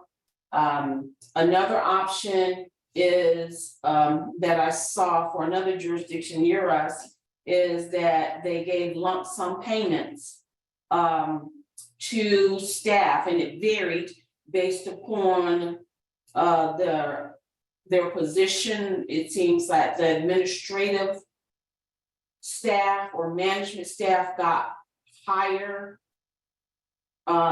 payments than some of the other staff, like the managers and town manager. And then it would have been lower for like police officers who were just starting or administrative staff. And Police administrative staff? police officers and administrative staff. But you just said administrative staff and man. I'm sorry. Well, when I say, I'm sorry, administration, when I say administration, I mean like the town manager or directors. So those who were in management positions, so let me Oh, like that. clarify that. Yeah, the department. Yes, okay, So the management got more. yes, and then another one, they did it based upon full-time or part-time employment, whereby $3,000 was given to full-time employees, and part-time employees receive $1,500, and the city administration and directors receive $5,000. So I just share that to give you the different approaches to this compensation. This particular document just allows for a lump sum payment. That seems to be the most straightforward. A dollar amount is not in there because that's a determination, a discussion that needs to be held by the commission regarding, first if they want to do it and how much they want to do it for in terms of the payment. Okay, I just want to say this. I prefer that we do a lump sum if we're gonna do it. Because I think it's more fair if you do a lump sum for everyone to get the same amount. I don't like this where certain positions get more money. Just because you're in a leader or management position, you get $5,000, but someone who is like a police officer who is literally out on the streets dealing with the public day to day, or public works, who are constantly dealing with the public, or code, they're getting a lesser amount because they're not in a leadership or a supervisory position. I don't think that's fair, because I think everyone was taking a risk. So my personal preference would be the lump sum. I'm just putting I that agree out. with you. I think it's the fairest thing is for everyone to get the same lump sum amount. Yeah, I think that's fair. I Have you- also agree. Thank you, Givens, Arnold. Givens, I agree. Okay, thank you, Commissioner Gibbons and Commissioner Armstrong. Sherry? I also agree. This is Commissioner Young. Yes, Commissioner Young, I believe you were the first one to speak, so you also agree. So then the logical next question is the amount. Right, what do you have a recommended amount? I mean, because this money is coming out of ARPA, and I know we've already allocated half of our triage, whatever it is, half of the payment that we've already received. And the second payment has already come in, Correct. and we have not allocated any of that money? Not yet. Okay, I will say this in regards to us allocating all these funds. I got it on very good authority that even though we have allocated the money, if we have not spent that money, by the time this ARPA grant is up, they're gonna pull the money back. Any money that you, not just because you allocated it, they're pulling that money back. So I think if we're gonna start spending, we need to go ahead and start spending. What are you recommending? Well, I have a number, but I have a question first. We have one part-time employee and then we have, We have two. well, yeah, two, one. Well, I was gonna go to the next, one part-time employee who only works, I think, 20 hours a week. And then we have another part-time employee who works 30 hours. A week. Should we make a distinction between them? I would say no, because both of those employees, you know, when they do work, I know Public Works, they're putting themselves, I mean, ARPA funds is supposed to be out, people putting themselves in harm's way. They're definitely out there. So, and, you know, the interaction that the police clerk works, as, you know, has some exposure as well. So I think just easier just to kind of do everybody once and kind of be done with it, you know, so we can move on. Any other comments? I just wanted to throw that out there just to make sure. Any other comments on what I put out there? I have one comment. Okay, In regards to our code enforcement officer, will we be splitting that cost with Comar Manor? Has anyone asked Comar Manor how they feel about it? I have not, so that would be a question we would have to ask. We need to find out if they're gonna chip in Okay, and for that position, since we share it. okay. So my recommendation is, and this is based upon the average I've seen, because many municipalities are much more, because the maximum is up to $25,000 per employee. So I'm can't afford that. I'm just telling you what is allowed. I didn't know it get $25,000. I just telling you what's allowed. So I'm recommending $3,000. How much is that gonna, for our own employees, how many we have? You're including yourself. Right. All right, so before, why you figuring that out? I was thinking more like 1,000, but I mean, I could live with 2,000, but 3,000 is, it's a little bit much for me. But, you know, 2,000, and I, you know, I definitely could concede to that, but, you know, so, and because we've already kind of delved some money out in the past during the COVID time, so that's my rationale behind it. So thank you, I yield back. Okay, so we have Commissioner Gibbons. He's saying that he can see up to 2,000. And Carol, our town manager, had recommended 3,000. How do other commissioners feel? What numbers are you comfortable with? And how many employees do we have? Two. Oh. Okay. We got what, 6 officers? 5 officers and a chief? No, it's 5. It's 5 officers and a 12 chief. employees total. They got 5 police. We have 3 admin, that's 8. Well, actually, the chief and Angela makes 6, so it is 6. It's 36,000. 36,000 for all 12 employees. Mhm. If we do 3,000 or 2,000. 3,000, So if we do 2,000, it would be 24,000. correct, If we do 1,000, it'll be 12,000. correct.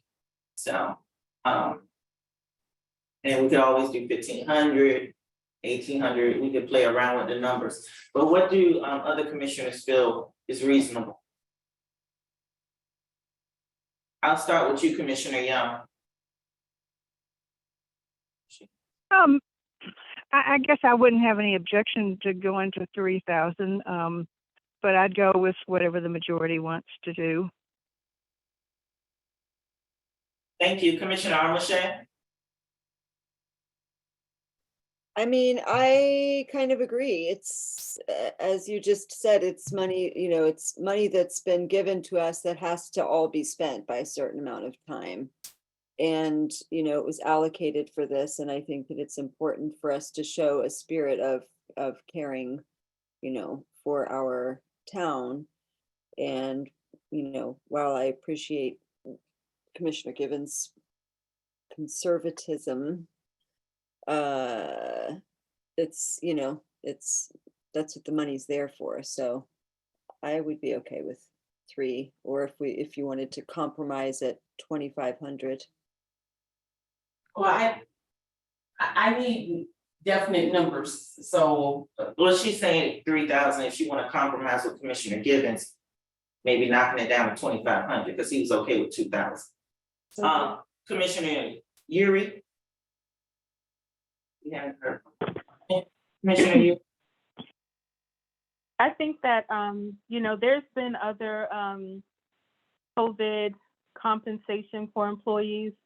And while I know the funds, may be withdrawn at a certain point in time when the grant fund date is up, I think that, we've been generous. I think that 3,000 is a bit much. I would say 1, but I could go for 2, but I don't think I would go for 3. I think that there's plenty to be done with the funds as well. We have plenty of projects and things that need to be done with Cottage City. Okay, so Oh, we can have. I interject one more thing, just as a footnote, so that people to think about, is that don't forget, everyone, that come January, we're going to be, people are going to be looking for cost of living increases as well as raises, and which, may or may not happen, but we have to look at that, and those would generally come out of our general fund as well. So just be cognizant that, like, I have no problem giving everybody a bonus, and I prefer, to be honest with you, to give it in December, as like, holiday spirit type of thing, but just be cognizant of that. And that's one of the reasons that I said I'd be willing to go up to 2,000, because I've still got to think about those things that are going to happen in January. So I yield back. Thank you for giving me the time. Okay, so again, we have, I'm getting ready to say. So we have Commissioner Young and Commissioner Armache. Both said Armache, I'm sorry, I don't know how I messed your name up. Commissioner Armache, saying they would be okay with 3,000. We have Commissioner Givens and Commissioner Yuri saying that they could accept going up to 2,000. And now you're waiting to hear my comment. So it looks like I'm gonna be the tiebreaker. Well, can I interject, please, before you make your comment? Yes. Okay. Well, my understanding is that when I discussed this, I thought that the employees that been out there on the street should get a little bit more. That's what most of the people were doing at the other agencies, that the frontline employees, like your police officers and your public works staff that was out there, we got a certain amount, and then other people get less. And on top of that, we have people that just got there too. And I'm just being honest with you. I mean, I'm just trying to figure out how rationale that everybody gets the same equal amount. That's just my concern. Well, let me comment on that. The determination under ARPA is different from what it was under the CARES Act. The CARES Act, when that money was given, was more limiting, and the ARPA is broader in terms of who can get it. So we need to understand that. And different municipalities have taken different approaches. And that's why I shared the different ways in which it has been done. I even came from a municipality where everybody got the same amount across the board. So the ARPA does allow for that. It does not make that distinction the way the CARES Act did. No, I understand that, but I was just saying that, okay. That's my point. What was the amount that Como Mariner put out for their employees? That I asked. I don't know. I don't have it in front of me. All right. The reason why I said that is because if Charles is going to be tied to they have to pay Charles side too. I'm just trying to figure out how it'll work. Correct. Because they already passed theirs. Do you know There's how much? another. Do you know how much they're getting, Chief? You don't know. I'll provide that information to the I know, but can you look it back up? Because we need that number. All right, I'll look That'll it up. help me make my decision. All right. Commissioner Young, you wanted to say something while he's looking that information up? Yeah, I was just going to point out that actually being indoors is more dangerous in terms of catching the virus than being outdoors. So I think that should be taken into account as well. I mean, I guess my general feeling is everyone should get the same. You brought up a very good point. I mean, if I'm working inside an office and it's a closed office and I have to share that office with someone else, I'm at more risk versus someone who's out on the street, out in the open air. Right. They can easily social distance. So I totally agree and hear what you're saying. Madam Chair, I just researched a little bit and I don't have anything for Maryland thus far, but Virginia has a blanket ARPA fee for all local government police officers at $3,000 is their premium pay. And it's basically uniform throughout the state of Virginia. Just thought you'd like to know. Thanks. Mr. Best, just a second, please. Mr. Best, I know you work with other municipalities. Have any of your other municipalities done this? And if they have, do you know the amount that they've given to their employees? Yes, I know for a fact that Forest Heights did 3 or 4 months ago. And I believe it was, I'll have to check. I believe it was approximately $4,000 or $5,000 one-time payment. Yeah, but they're a little bigger than us. So do you have any other municipalities along our same size? They probably got around the same amount of money as us. Like North Brentwood, but they don't have a police department, but they do have other staff. Right. I don't believe North Brentwood paid premium paid, but I do believe Upper Marlboro did, but I don't recall how much. That was quite a while ago, several months ago, maybe 4, 5, 6 months ago. So I don't recall that, but Forest Heights is 2,500 people and you all are 1,300. So I don't think Forest Heights is so big that they don't have comparative value for you, but I think you can do a little research and find out what premium pay is locally here in Maryland for at least 6 or 10, maybe a call to MML, and they probably have that data already available somewhere, and you could make a better decision based on comparative information. Okay, well, let's table this until we can find out what Comar Manor is doing. Because if they've already approved it, then they already got a set amount, and I don't know if they're covering Charles or not. So we need to figure out that part, and then we can probably make a better decision. Because they're along the same size as us and they got roughly around the same amount of money. So is the body okay with tabling this one till next month? Until we can get the number with Comar Manor? Okay, thank you, Commissioner Gibbons. Young, Yuri, Armiche? I guess I'm so. okay with it. I don't think we should delay it beyond next month. No, I mean, it'll just be a bigger bonus for Christmas. Exactly. So I don't think 1 month will hurt. At least they know that we're looking into it and we're thinking about it and we're just trying to come up with a number at this point. All right, let's move on.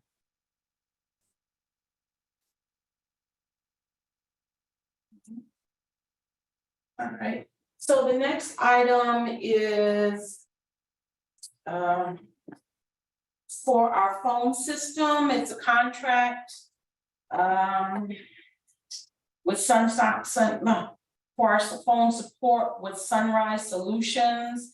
It's the same amount that they charged us last year. This is just renewing our phone support with them. And it's $264 a quarter. So it's a little over $1,000.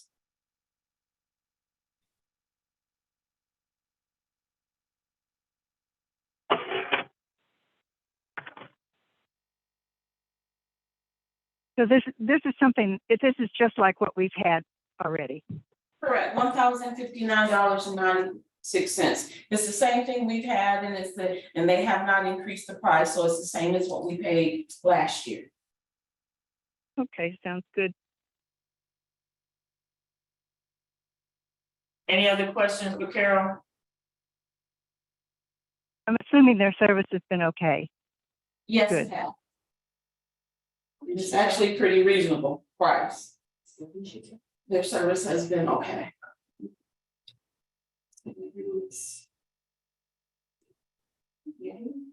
I can't see. Can you bring it down so I can read it?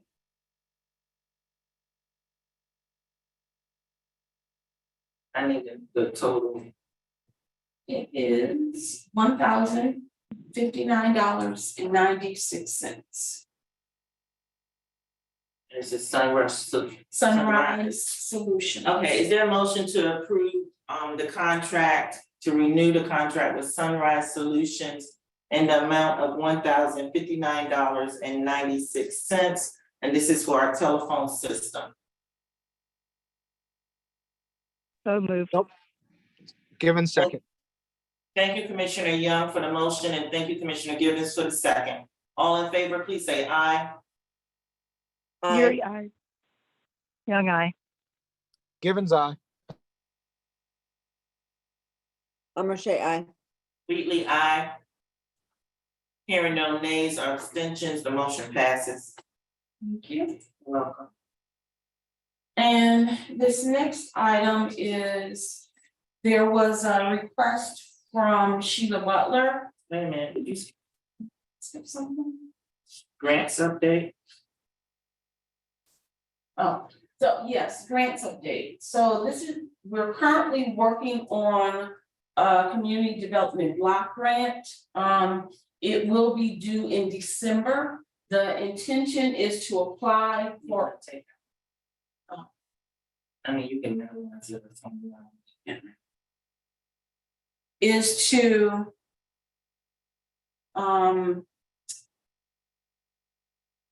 apply for money for our stormwater improvements. As you may or may not recall, CPJ has our engineering consultants have given us proposal and analyzed our stormwater needs. That includes paving, and it's estimated at approximately $800,000, give or take.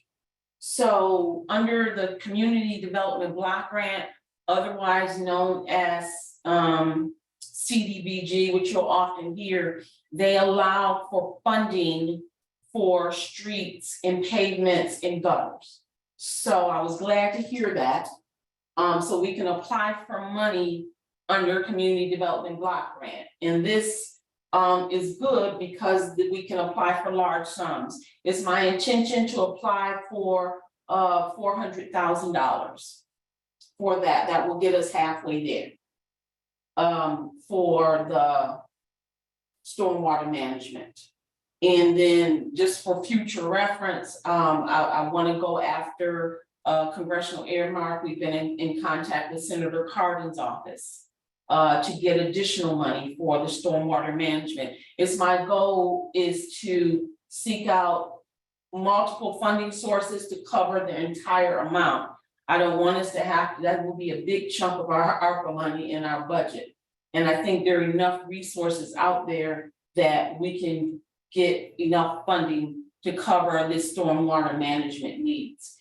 In addition to that, one of the issues was the water pooling at 43rd and Bladensburg. There is an inlet or gutter, if you want to say an inlet where the water goes in, but it's still puddles. We did have communications with the county and they are willing to put another inlet there at no cost to us. So that's gonna reduce some of the overall cost, not a lot, but it's a reduction in the cost from what our engineers had estimated. And we will be having a meeting with our engineers in the county just so we can monetize that and just have a better picture after the county does their part, how much money we will still need to meet all of our stormwater management needs. What about the corner of Bunker Hill and Parkwood Court. That, we did show them about that. They're still considering that. But the 43rd and Bladesburg, they were able to do that immediately. The Bunker Hill, Parkwood Court may come in the future. We did do a site visit with them. And we did mention that. We also mentioned the flooding at the dead end, near On going Bunker Hill, on Bunker Hill as well. closer to the park. Correct. So we are trying to see what they can include in their budget to kind of take it off of our plate. But right now, we've only gotten that inlet at 43rd and Bladensburg for them to pay for that. And they've said they've already gotten the money in their budget to do it. But they haven't given you a time frame. No, we have a meeting scheduled, I believe, on Monday or Tuesday with the county, myself, our grant manager, and the engineering firm CPJ. Is Greg gonna be in it? Yes, in Greg. All right, sounds good. Oh, just to let you know, you might want to talk to Jackie Goodall in regards to other resources, because we talked about that tonight. When I went over to North Brentwood, she was saying they had, she found a grant to put the, I guess whatever that trench or drain that we were talking about doing on 43rd. And she said they only had to do it for 6 houses. And it, she said that cost $100,000. And who is she, what? Her name is Jackie Goodall. She's a circuit rider. She's over at North Brentwood.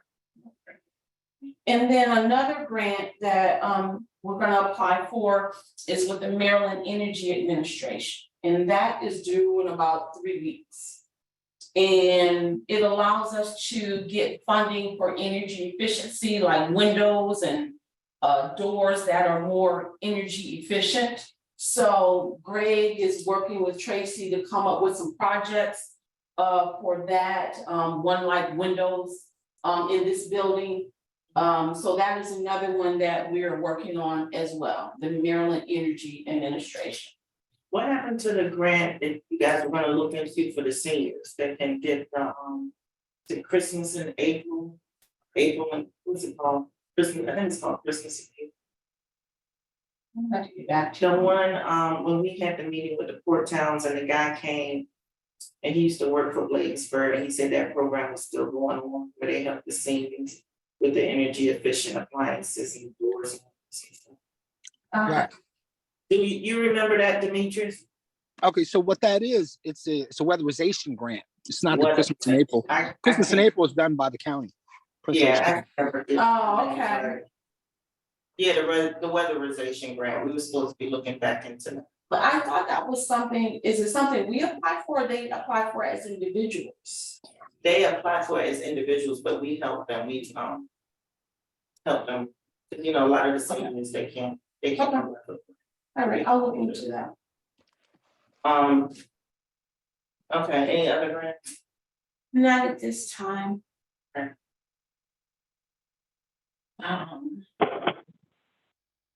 Two cabinet. Two cabinet, is Greg on? Yes, I'm here. Okay. Wait a minute, before he can start, where is he before? Oh, it works. Okay, all right, go ahead, Greg. The tool cabinet is a cabinet that we're trying to get for the Public Works Department. It is $100 and I believe $98 more than Ms. Carroll can approve. So we're bringing it before the commission. This tool cabinet will be it's a tool cabinet that stores your tools, your wrenches and some of the smaller equipment like saws and drills and things like that. It also has a number of electrical sockets that's on it so that we can keep things charged. So again, it's $198 more than she can approve. It's a double unit. So on the top,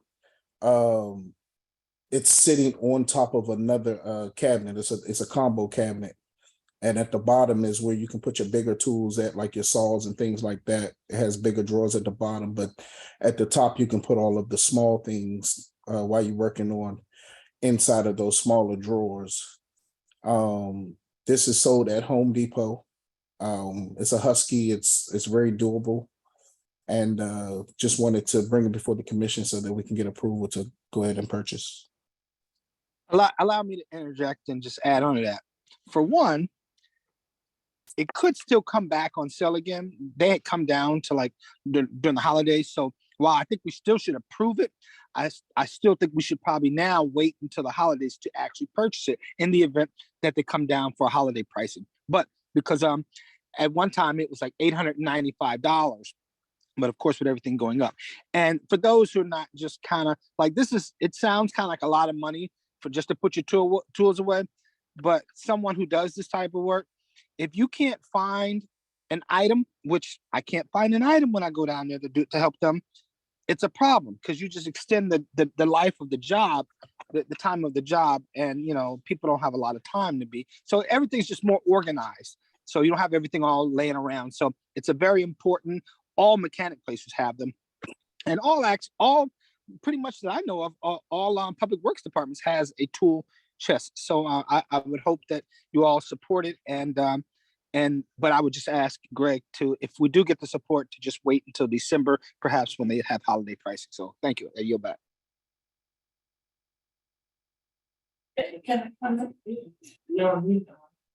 No, this is Carol. Yeah.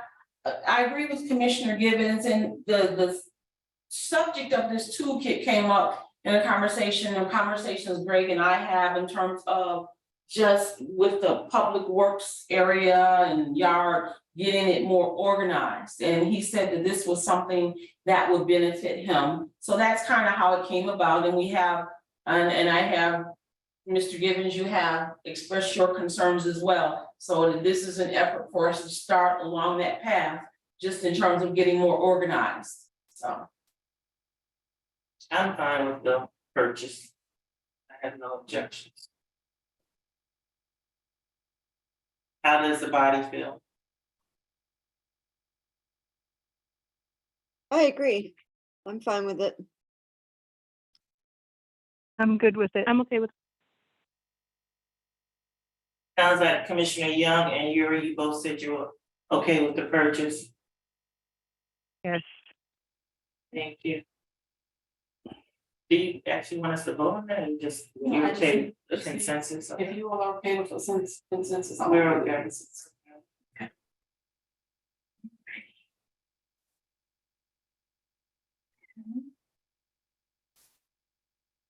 The breakfast was, Breakfast with Santa. I don't see the senior dinner up here. That's what I'm telling you, man. Did we make a decision on that? I thought we did it the last meeting. I don't remember us making a decision. I thought they had said they wanted to think about it. Did we make a decision in regards to the senior dinner? I think we did last week. Yes, ma'am. We did make contact with a vendor to cater the meal. The suggested caterer, she's not available that day, so we reached out to another vendor. They gave us a price quote today. The total amount for, I can give you the menu real quick.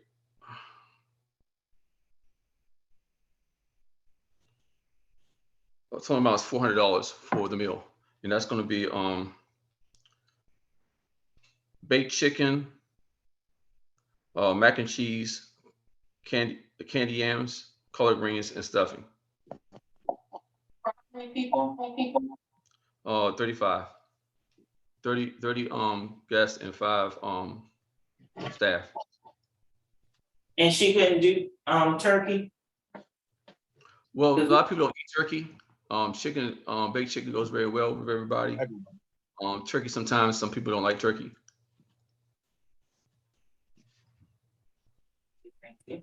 Okay. And Chief and I also had a conversation, and this, I think this was raised before, for seniors who don't feel comfortable coming, they have the option. We'll have the carry-out containers, or we will take their meal to them. But those who want to come can come and have a sit-down meal. Correct, inside the building. correct. Okay. And the commission, you guys are okay with that option? Hello? Yes, I am. I'm okay with Commissioner Young, I am. Okay, I am. okay. I And abstain.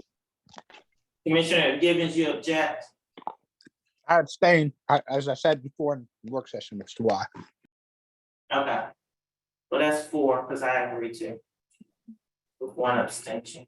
Well, I mean, we didn't actually vote, we're just doing a consensus. And also, the town manager and I, we thought about having a movie for them that evening also.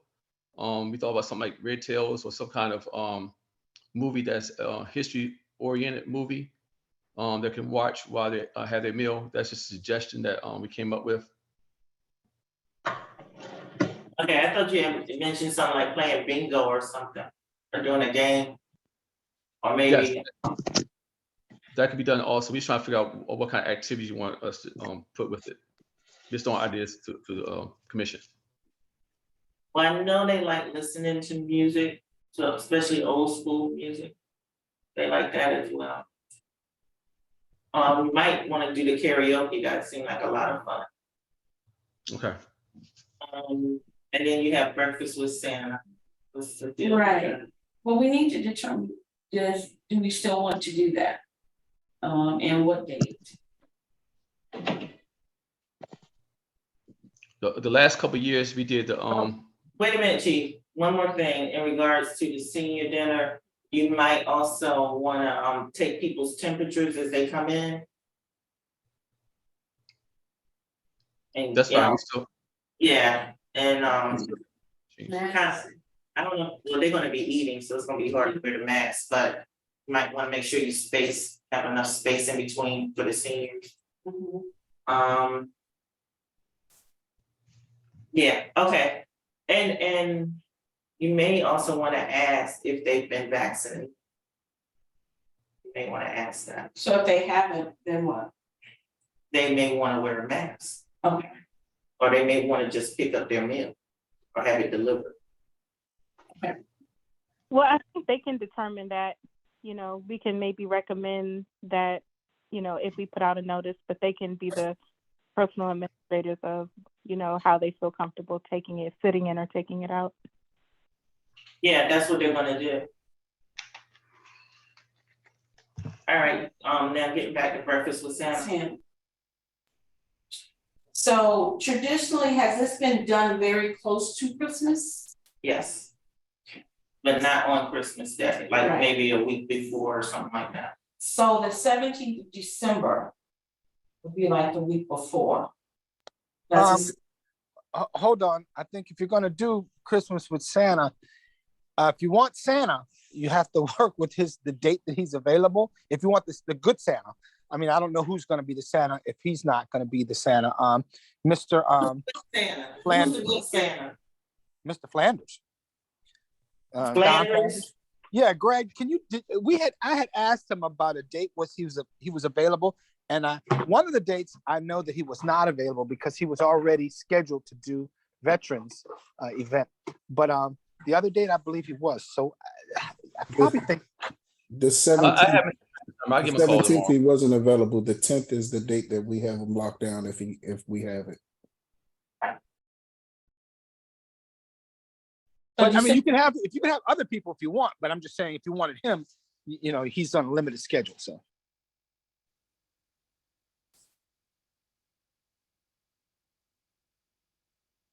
And that's Mr. Flanders? Yes, I have his contact number, ma'am. yeah, he's done it before, and the kids love him, and he really likes to doing it, and he looks like Santa when he grows his beard, just like him.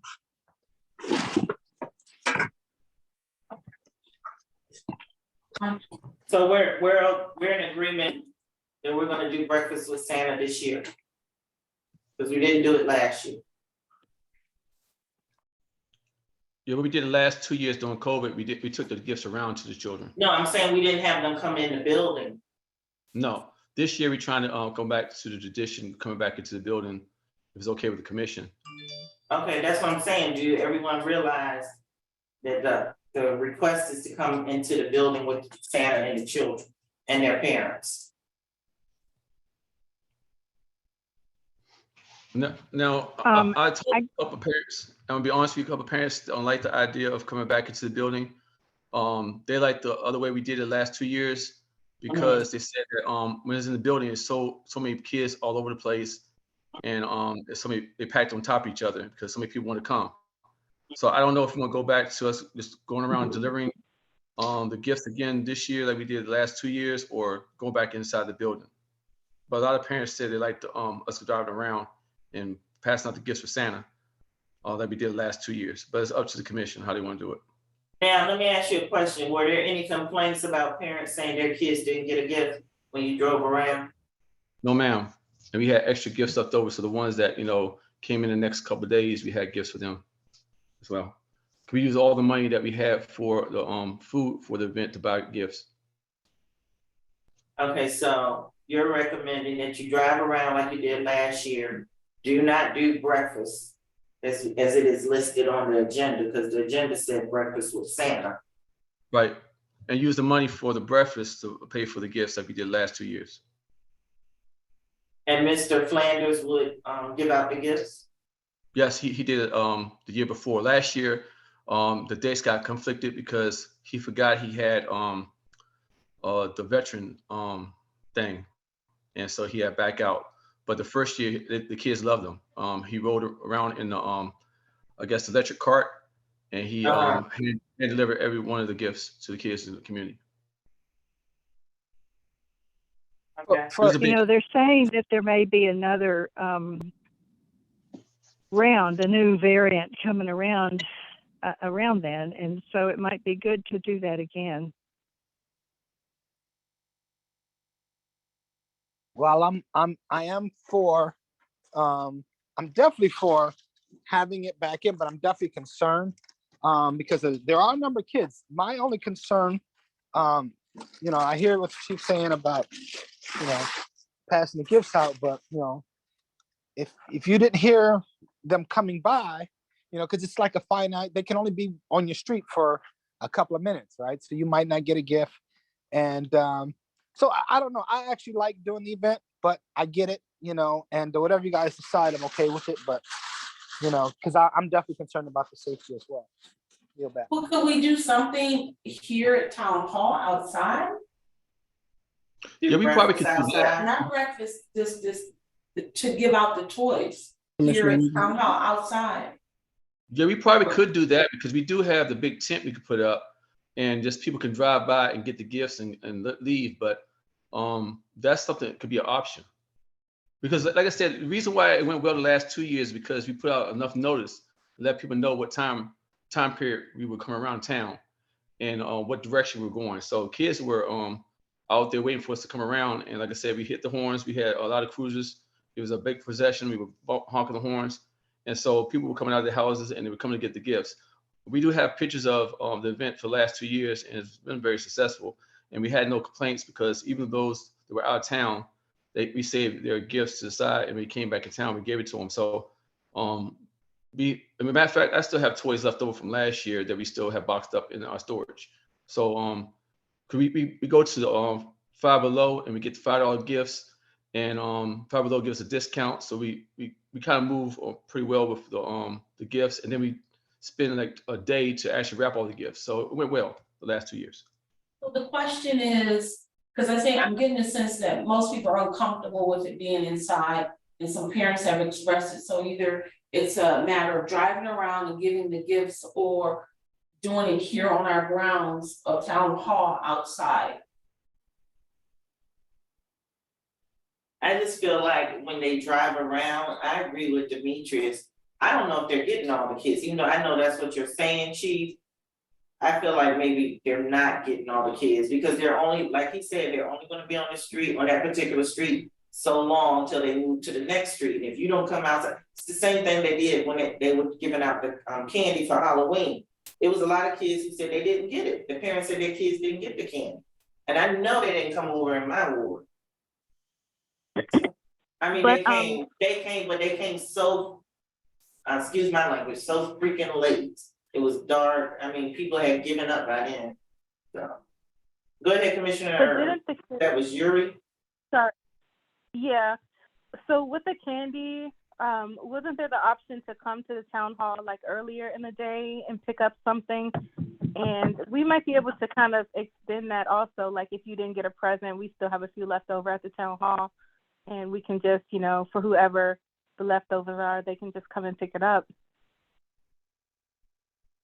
Hey, why don't we try this? I think this could be like a hybrid, right? I like what Carol said about, or I'm not sure, she said about it, an outdoor event. You know, we could use our current, what's the name, along with the tent. And we could do like, we can do a fire pit and have marshmallows and have hot cocoa, and, you know, people can play music, and then, because it's all outside, right? And it doesn't have to necessarily be breakfast, but perhaps we could pass out something that's, that's amenable for that type of event. And it's somewhat festive. It's outside, seemingly more safe. I'm more comfortable with that. And then everybody can get their gift. And then people, and then it's like from a range from 10 to 12. You lost him. Hello? I'm sorry. We can hear you, Chief. Did you hear me, Demetrius? Yes. Yes, we heard you. Oh, okay, so I'm done. Thank you. Commissioners Amashay and Young, what do you think? I'd be fine going either way. Doing it outside would be fine. Especially if I you have a agree. tent, because obviously it could rain or something like that.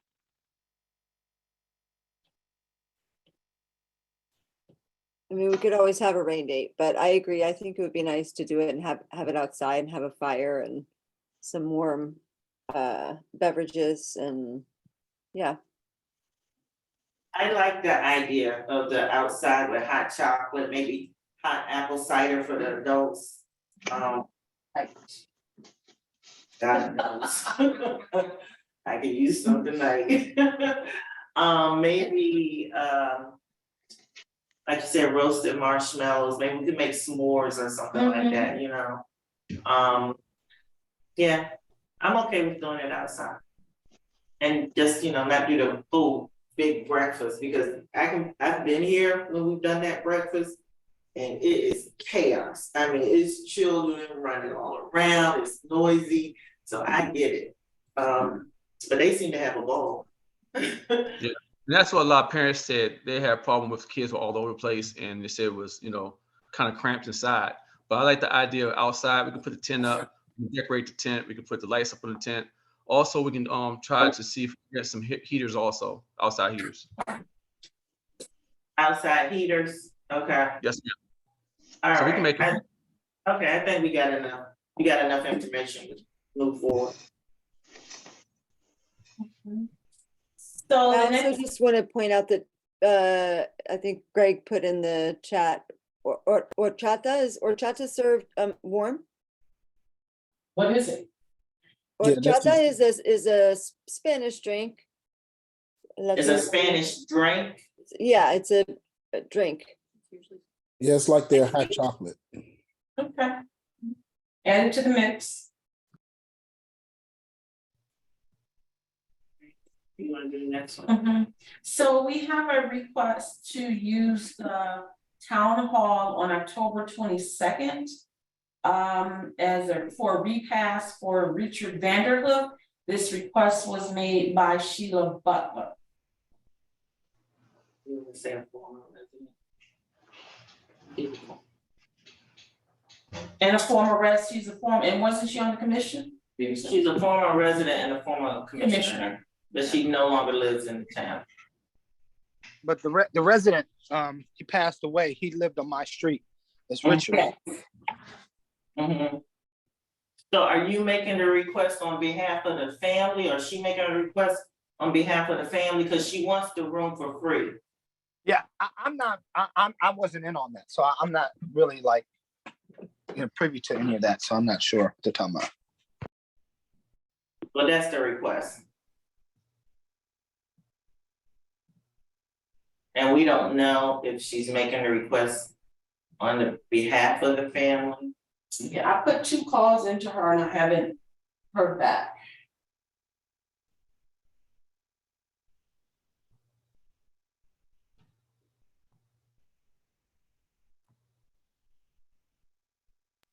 I mean, I'd imagine that, I mean, the cost of the the room is, how much is it? $200-300, something like that? For non-resident, it's $300, right? No, he's actually, he lived here, so I would think that he would say, his repast would be covered under the resident fee. But I think it's, so I wouldn't have a problem with that. Well, I don't remember what it was. Can somebody remind me? It's about 150 I- for resident. For a resident, I don't know if it's 150 or 50. It's a It's not total. 50. It's definitely not 50. It's a total of $300, $150 for the rental and $150 for the deposit. There you go. Okay. Yeah, I mean, you know, anywhere you do a repass, typically any type of Western, you're gonna have to pay something. I think 150 is definitely a doable, amenable price for anyone to do a repass. You're gonna get the other 150 back when you clean up the room and stuff like that. So I think that's fair. I wouldn't have a problem them doing it on that particular date. But that's not what she's asking, Commissioner Gibbons. She's asking to have the room for free. She doesn't want to pay anything. No, we rent the room. That's the whole purpose of what's it? We rent the room. The whole purpose of us having a rental program is that people can rent, you know, and resident, non-resident. So I would say no, not for free, but for the rate, for the residential rate, yes. Okay, but again, her request is she wants the room for free. Well, I'm saying no, because he's. Oh, you're saying no. You're Right, saying no. Okay. I'm saying no, because we've had other people who've rented it and they paid. And, you Okay, know, all I kept hearing was a dollar amount, and I'm like, that's not what she's talking about. In other words, not free. All right, how do other commissioners feel?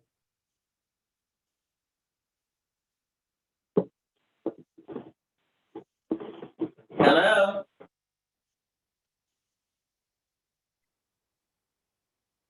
Sorry, I was trying to unmute myself. Mhm. I mean, I'm not 100% clear on the reasoning for the request. Can the family not afford a place to have his repast, or? I mean, We don't even know if the family is making this request. That's the thing. Gotcha. She didn't say it was on behalf of the family. My understanding was when Brittany talked to her, she didn't ask in regards to the family or mention the family. I think she just wanted to do it because this was her neighbor, her former neighbor or something like that. Gotcha. She And has responded to my messages, so I don't know. she's not responding to your messages? Yeah, I've called her twice and then I left another message today, so I haven't heard back from her. I mean, I don't know, that's a little bit odd if she's not responding to your messages, but I just, I'm not necessarily opposed to it. We're talking about an hour or 2 hours. If there is a need, if there's actually a need for it, I'm not necessarily opposed to it, but otherwise, yeah. Demetrius, has Mr. Vanderhulst, have they already had his service? Oh, I'm not aware. No one's notified me of it. But let me allow me to say this. We've had repasts in the past of other families within the town that lived in the town, and they paid. And so I don't think that it's fair that, again, that we're making, you know, because people don't know about it. I'm giving you the history of what actually occurred, and I just want to make sure that we're fair to everyone, and it's not fair. Other people paid, and now we're taking on some consideration for people not to pay. I yield back. Well, only reason why, okay, that makes sense that you explained that part, but the only reason why I'm asking is because if they've already had his service, it's not really a repass then, is it? It's more like a memorial? I'm trying to figure out what's happening. Because when did he pass? He passed, in your text, you said he passed like a couple of weeks ago or something? You had mentioned that he had passed a while back. Yeah, he passed several weeks ago. So yeah, I'm not sure what's being all I'm hearing is repass, so I'm not familiar with any other services. I'm assuming that she's wanting to serve a meal also. What did you say, Commissioner Young? I said, I'm assuming that she's wanting to serve a meal also. wasn't that generally included in the idea of a repass? Well, And usually a in that repass case, happens after the service, like after you go through the service, go to the cemetery, then you come back together and fellowship with the repass. I'm just asking, right, has and that taken place? there's usually food there. Yes, I said fellowship with food. Oh, So, excuse me. I mean,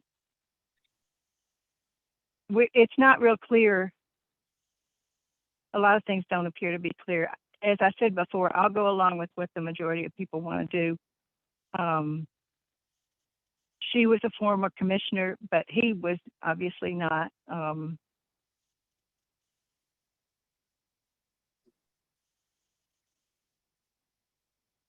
So, and you know, I don't know whether his family would be involved. Maybe we could get more information from her.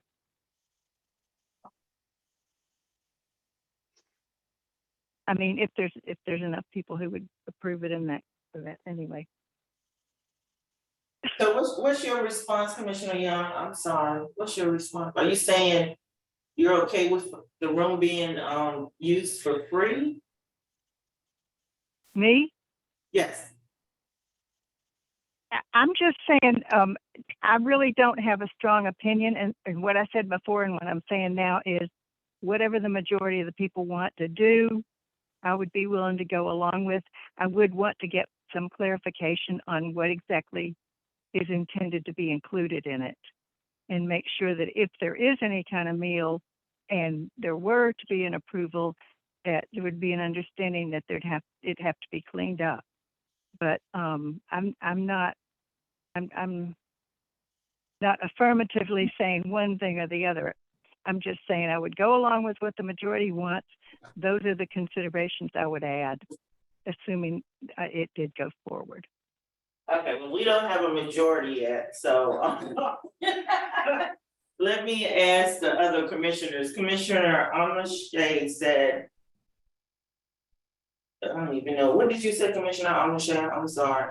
I said if there's a real need, like if there's a real reason and need, like the family can't, you know, they don't have a place or there's an actual need for it, then I'm not opposed to, you know, an hour or two. I don't, there's not enough information here to really. Okay. Right. Right. Commissioner Yuri?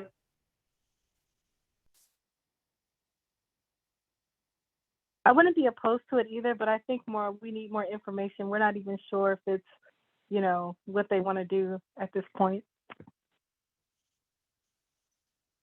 Okay, I think that's a majority of 3 commissioners saying they need more information. Okay. So once you have some more information, bring it back to us. 'Cause right now, we don't know enough. Yeah. But let me ask the commission this. And moving forward, if the commission so decides to grant this request, you know, how are you going to square the future? Because you can't just kind of pick and choose who you decide you want to have rent the room out for a free repass because others have paid in the past. So you're gonna have to establish some type of fair system in regards to that. And if you want to use hardship as a moniker in it, that's fine, you know, but you just can't say, well, because I know him. He's a nice guy. I mean, I know him. He's my neighbor.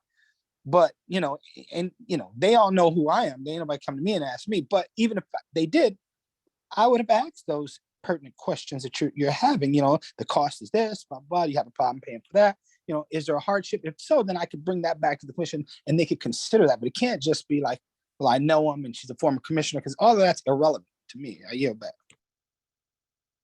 I think we let the service for Donna be without charge, but then That she wasn't a was service. a commissioner. Right.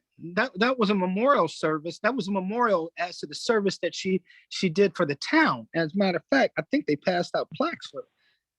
Well, I won't say that because I didn't go. I should yield back on that. I take that back. But yes, she was a commissioner. So that, and they wasn't able to do anything for her And at the that's time. different because he was not. Just like Bill Hall, when Bill Hall had passed away, I think they did the thing there for him for free. He was a commissioner. He served the community for a number of years. And I definitely give all due respect for those, but you start doing it for everybody in the commission, then you need to have a blanket wasn't and allow anybody to do a repass there, which if that's the case, then, then put it in writing and put it on the books and let's move forward with it. And you're back. Hey, sorry I was so late, man. I'm in this meeting.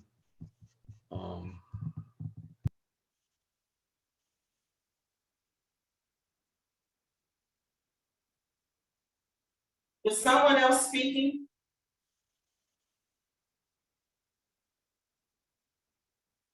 It sounded like it was the chief, but I'm not sure if he was actually talking to us or someone else. Oh, okay. Well, what you said is so noted, and I think you bring up a very valid point. I mean, because you do set a precedent, you do it for one, and who's gonna determine the hardship? Because anybody can come in and say, I have a hardship. How do you know? How do you verify that? So I think you brought up some very valid points. I think we need more information. And until then, we cannot make a decision one way or the other. So let's move on from this. And once Carol gets more information, she can bring it back to the commission and hopefully we can make a fair decision based on the information we receive. All right, next up, WSC update. So this was a recent development with our WSSC bill, and Greg, you can chime in. I was looking at the bill and it was like doubled.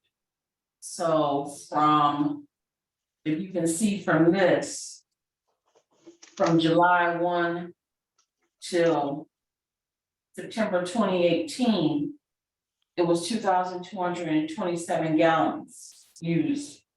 From April 1 to July 1 was 299 gallons. So they did send us a letter because they noted extreme water use. So we're trying to find out if there were a leak. And Greg was, checking the meter and turning the water on and off, and Demetrius was there as well. Is there a leak? I mean, why did it double so much? I mean, that's more than double.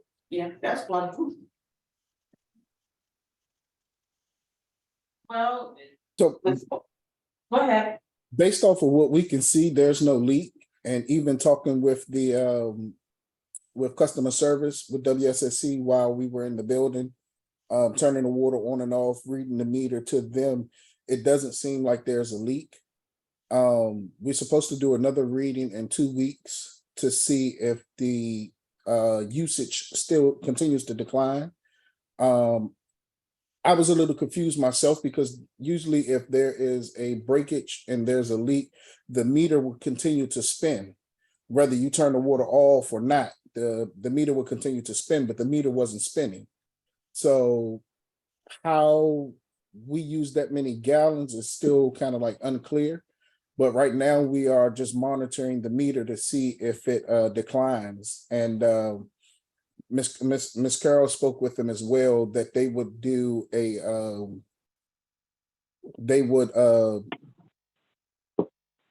change the pricing on it after 2 weeks. They'll send it to accounting and see if we can get a reduction in that, because there is clearly something wrong with this. We even looked at the sprinkler system. Myself and Demetrius went out there and looked at the sprinkler system, turned it on to make sure that the pressures of the sprinklers was okay. The pressures were good. Right now, it's kind of like This couldn't have come from, if there is a leak, where the leak would be. It doesn't. We don't have no evidence that there's a leak. can I ask a question? This could not have come from just using more water to water plants during the summer? No, because last year we did the same thing, and the price, we looked at the price from last year's water with the planting watering, with the sprinkler system, with the chief doing the car washes and everything. Our normal bill is like $211, and last year around this time the bill does go up. because we use a lot more water, and it was like $588, but not $4,000, almost $5,000. Okay, thank you. That's weird. Yeah, there's clearly something wrong, but I wanted to bring it to you all's attention and that we are on top of it and trying to figure it out. So this is not in bill.com. No, it's not. No. And even right now, they have given us, I believe it was a 30-day extension on when it's due, just so that we can continue to investigate along with them. So we won't, if we don't pay it in the end of the, I guess, the bill cycle of 30 days, we won't be charged anything, because they did assure us that it was noted that the bill had an extension on it. And I think Ms. Carroll got the dates that the young lady gave us. Are the toilets running? Yeah, No, But wasn't there a leak when the church was here? in the kitchen, but we caught that, it wasn't, So how long had that leak been there? it's a good question. that's the only thing that we could think that could have been it. Mm-hmm. I mean, of course, we came to work on Monday, Mm-hmm. and we had found out later after we seen the leak that they were, putting stuff in here on Saturdays and then using the church, using the facility on Sunday. So we don't know if they had something running maybe Saturday night and realized it Sunday when they got here, or I'm not sure. They said that they didn't do anything, and they don't know why the water was down there, but clearly somebody did something that particular day, because the carpet, the floor was wet, the rug was wet when we came in here on Monday morning. So it was enough water to wet up the carpet inside which room? The kitchen. The Oh, the rug in rug. the kitchen. Oh, okay. I thought you were talking about the carpet. But that, unless there was like an ongoing leak under the sink we didn't know about, that one incident wouldn't account for all of this.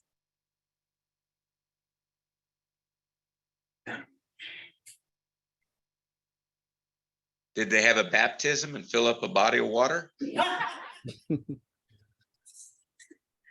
Oh, God, I said, No, If hey, so, we it sounded wouldn't like a know. joke, but that's very well possible. That could be, it's not that far fetched. consider how they were. Yeah, I mean. Yeah, That maybe, maybe, I don't, we don't know, Mr. Best. We weren't. that's it's. Yeah, And it could have happened. it could have. They could have done it a couple of times. But wouldn't that have shown, if they were doing baptisms throughout the year, wouldn't it have shown before now? Well, Do they broadcast or record their services? Could you look on there for baptisms? I don't know anything about that. church. I don't know. anything about It's it. a very small church, so I don't know. So look, If they left the water running though after one of them, and it ran for a day, that would be a lot. it would be a lot, but it wouldn't be It this wouldn't be much. that much.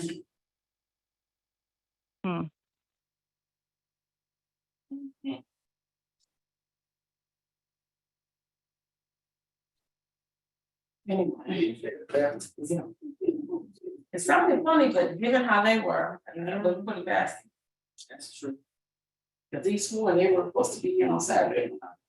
Okay, but if they're investigating it, you will come back with more information. Yes. Okay. Let's move on to Public Works. Alrighty. Greg can talk about this.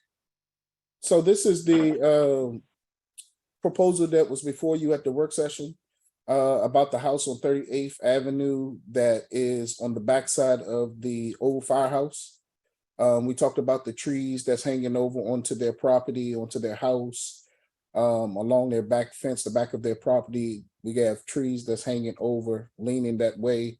And American Landscaping gave us a proposal for the removal of some of those trees and the cutback so that everything will be off of their property and the amount of $1,176. We talked about it at the work session and we're just ready for it to go up for vote.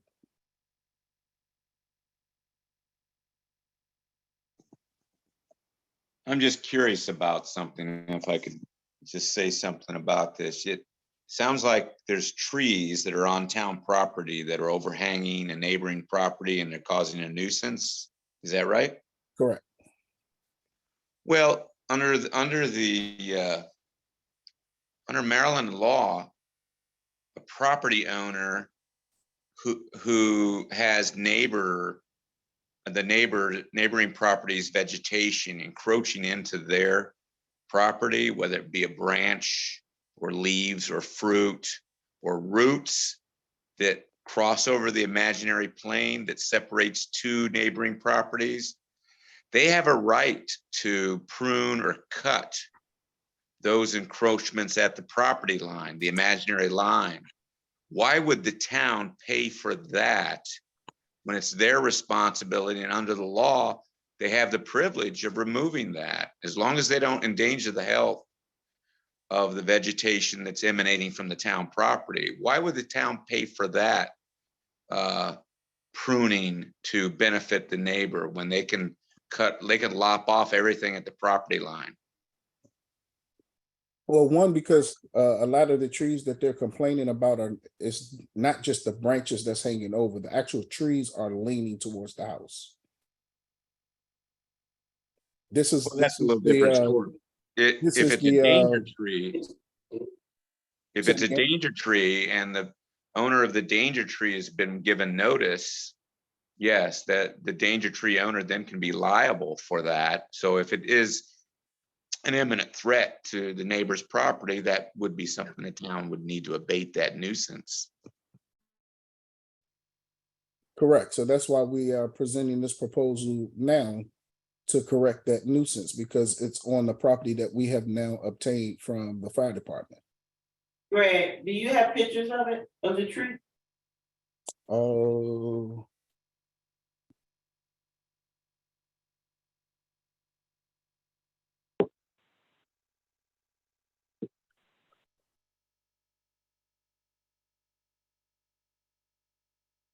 I do not. You don't? No. But it is leaning.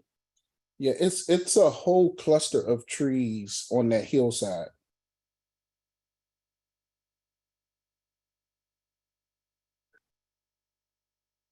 It would have been nice to have pictures, but anyway, you need a vote, so let's get this done.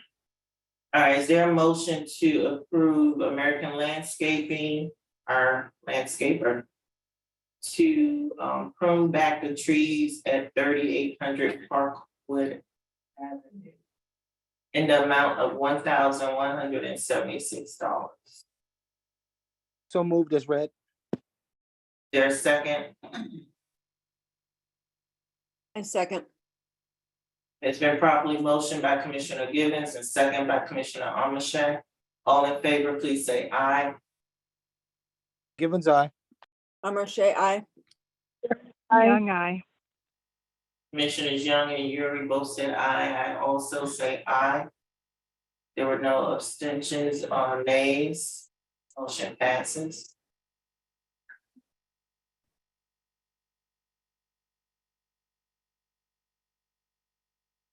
Greg, you ready to give your report, your September report? Yes. So Ms. Richardson, Miss Richardson already talked about the meeting with Ms. Cheryl and from the Stormwater Drain Management for Prince George's County. I wanted to highlight one meeting that I did have, and that was with the representative from Metro Recreation about the tot lot. As he receives his shipment updates weekly, the last one that he received pushed our shipment date out until January the 13th. And then at the top of it, it stipulated that the shipment dates that are posted, there are 2 to 4 weeks behind, so it could be pushed out until February and not January. But right now, the date for shipping is January 13th, 2023. And our original was supposed to be October, I believe, the 23rd or 25th of 2022. So the manufacturer has pushed our shipping date until January, which puts us in a place where we won't have our new park installed this year. It will be installed at the beginning of next year.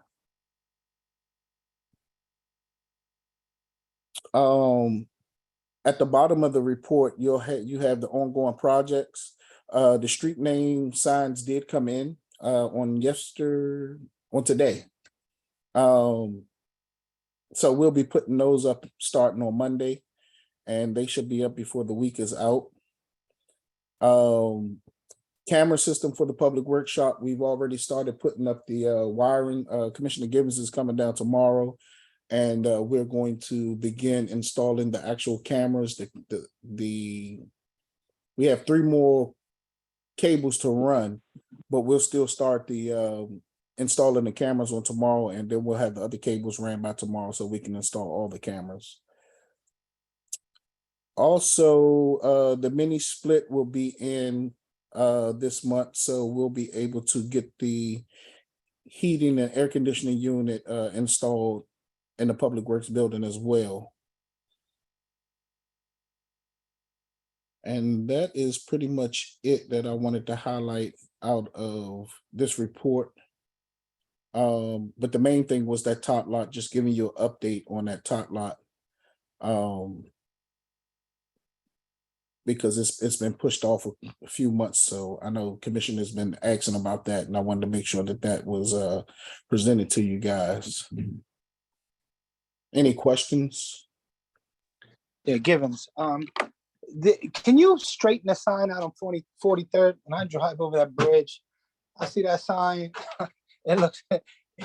I'm like, yo, it just looks crazy. So I appreciate somebody to straighten it back up. I know it keeps getting bent for some reason, but we got to figure out a way to get it up straight. So I'm sure you know. You talking about 43rd and Bladensburg? Yeah. Right. Okay. So I think it's a do not enter sign, or it gives you the times or something like that. Oh, yeah. The state highway sign. Okay. Yep. This is Commissioner Yuri. I have a couple of things. So for one, I sent a picture of kind of like a pothole on 38th Avenue, or where the road is torn up near the bus stop there. I didn't get a response, so I just wanted to make sure you received it, and that we can call the State Highway Administration and have that fixed. You sent it to me when?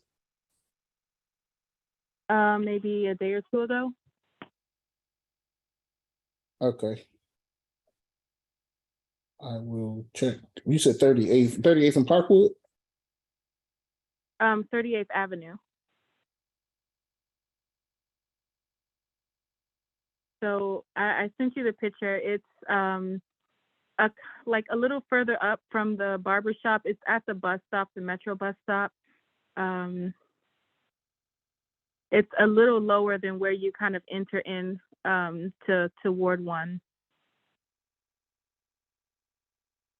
Okay, yeah, I see it. I see your email. Okay. There's that, and then there was the issue of the tree that needed to be cut down on Shepherd Street. That's kind of on the property of the towers, but it's right on the boundary of one of the residents' yard. It's a big dead tree, and the resident is afraid that, anytime the tree can come down. I know we discussed having it, putting pressure on, I guess, the towers board to kind of have it down, but it's been like over a year now, and I just don't see any movement with it. So that's I can send you the address again if you don't remember the property. Okay. I like Do you to know the comment property? on that, because I spoke with a resident on Shepherd Street and went over there and had conversations with the towers. And our DPW staff did go over there and clean out a lot of trees that were on our side of that property. Now, I spoke with the towers about their trees that are hanging over. But if they still haven't done it, we can't go on their property. So we're not talking about going on their property. It's on the tower's property, but it's bordering, like right on the fence of my neighbor's property over there on Shepherd Street. So It's hanging it's over? right looming right over. Pardon me? So like it's hanging over?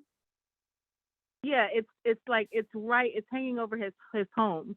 It's a very, very tall tree, and it's still there. I just rode my bike by there a few days ago. But is the tree on the tower's property? It's on the tower's property, but it's right on the boundary of his property, like on the other side of the fence. But it's a huge tree, and it's kind of looming over. It's a threat to his home if it like falls or tips over. I It's that remember- close to his property. I Mhm. remember what the tree you're talking about. Yeah.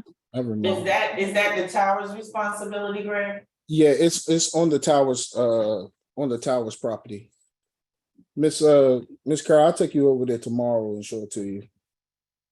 Right, so. Because I know you went maybe over to- there, but you might not have seen that tree. So if it's on the tower's property, then there needs to be a conversation with the towers to take care of it, or the homeowner can cut it and work it out with the towers.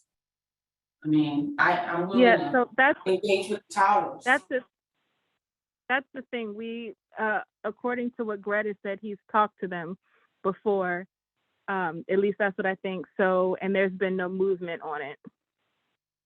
And the resident has put the request through multiple times, and he's getting very frustrated, and it's very dangerous also. So So what it as is administrators, Mhm. And why don't we just as a courtesy, that's a amenable thing to do, Carol, if she could continue to try to get the towers to do that. However, just for as a point of order, I mean, it's a point to be pointed out, it's a civil matter. Mr. Best could speak best to that. Although I do agree that we should try to assist the residents, especially you have a government entity that's within our boundaries, but it is a civil matter. But I do agree that and ask that if Carol would identify what's her name and then speak to people at the towers.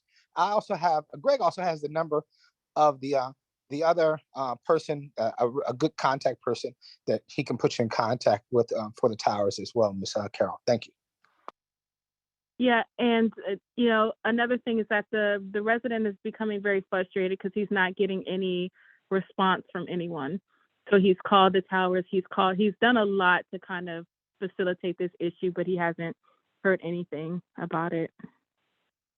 Yeah, but based on what Mr. Best said in regards to the other matter with the trees on 30 by the firehouse, if it's leaning over into that person's property, they have the right to cut it. Correct, Mr. Best?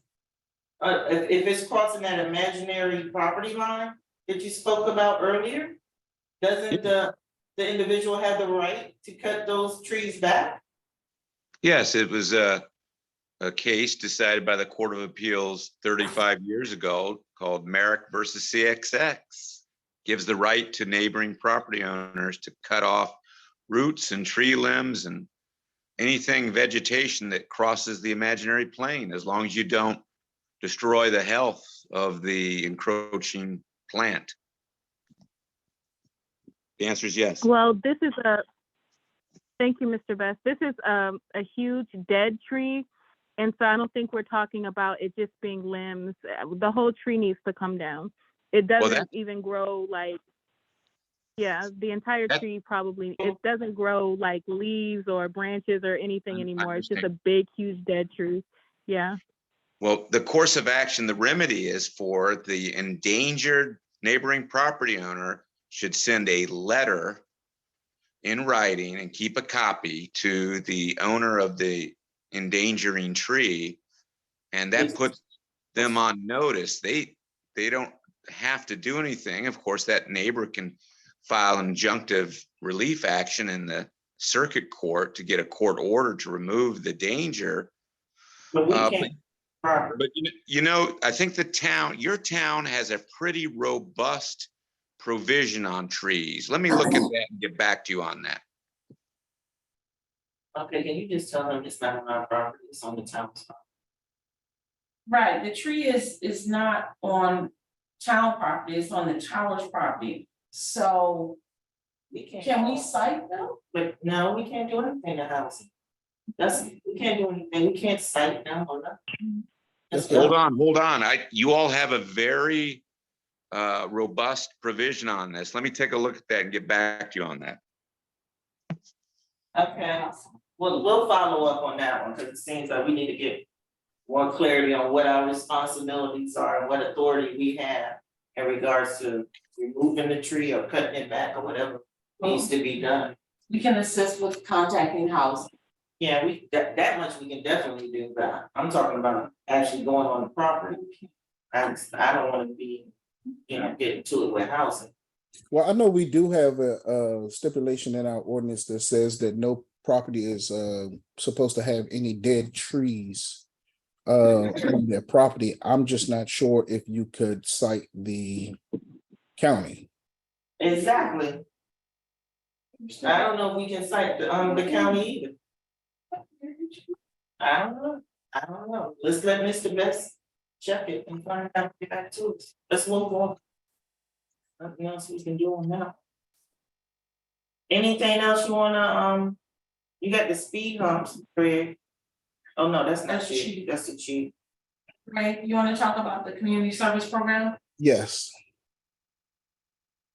The community service program agreement that she's pulling up is an agreement that we've filled out for years to have Department of Corrections to be able to assist us when we call them for assistance. Right now, we utilize them. They send us somebody who has like 100 hours that they have to do so they can just report directly here. That's how we've been doing it for the last year now. Because of the pandemic, we don't get the van of kids. I mean, we can, but it's better manageable when we just have people that's coming straight here to work. But they have sent over a new agreement because we haven't filled out one in a while due to the pandemic. So we have that before the commission to approve for Ms. Carroll to be able to sign this agreement to continue our services with Department of Corrections. Greg, this is Commissioner Young. I had one suggestion I've already shared with Carol. I think that people who have a conviction of indecent exposure should not be included.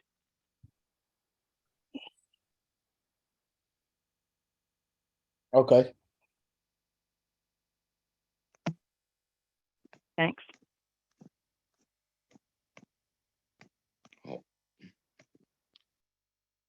I can add that one on there.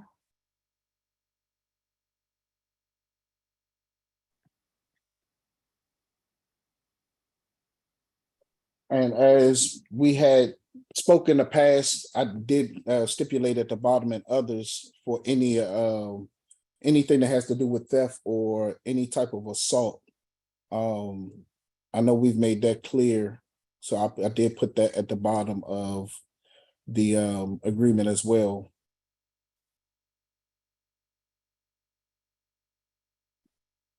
But if there's no other suggestions as far as what we don't want, I asked the commission if you can approve this so that we can move forward.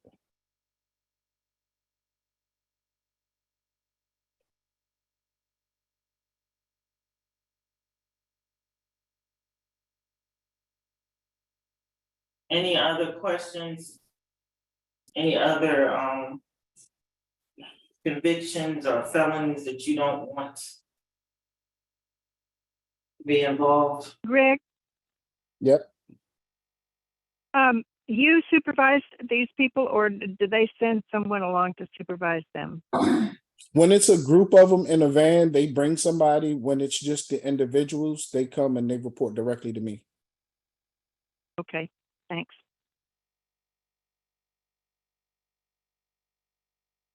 Great. The only thing I don't see, is sex offenders on there? They don't have it on here. I can put that at the bottom You can add it. with the others. I can add that on there. So you're adding indecent exposure, right? We're just gonna check it, it's there, we can add sex offenders. Yeah, I can add sex offenders down where it says other, please specify. I can add that down at the bottom. And that's about it. That's fine.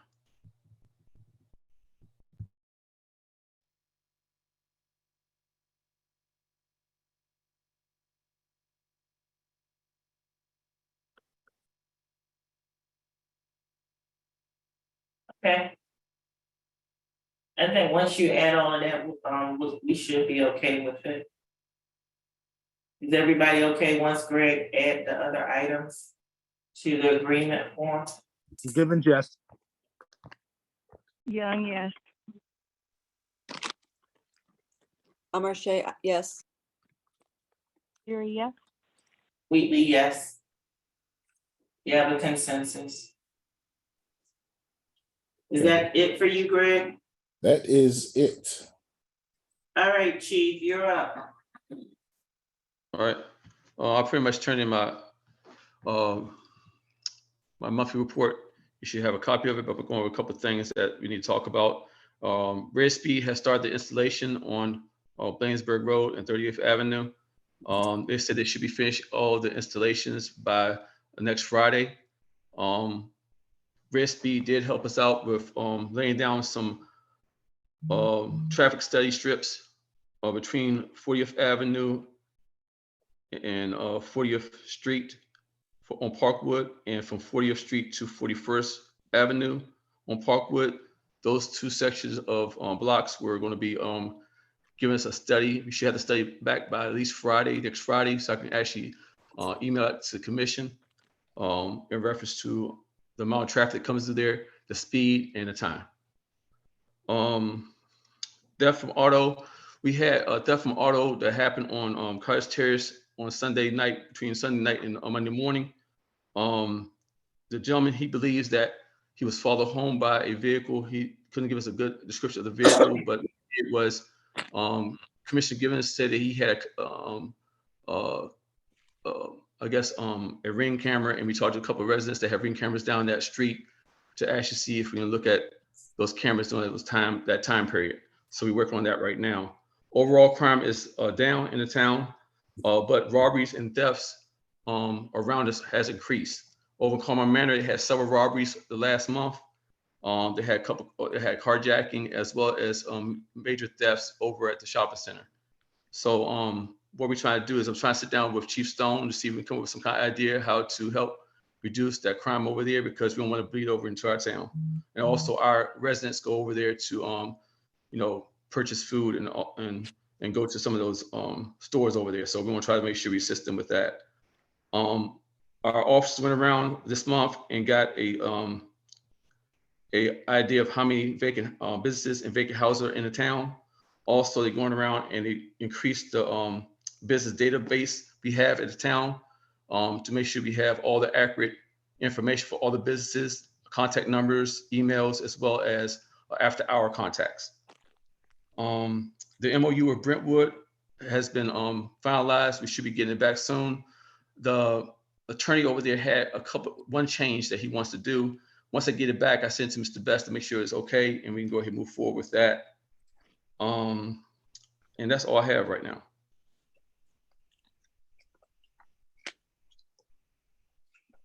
Chief, this is Commissioner Young. Could I ask a question? Sure. About this event that when somebody stole the wheels off the car, and then I sent out a text message to everyone showing some articles about how this had been happening a fair amount in DC, and they hadn't been able to catch the people.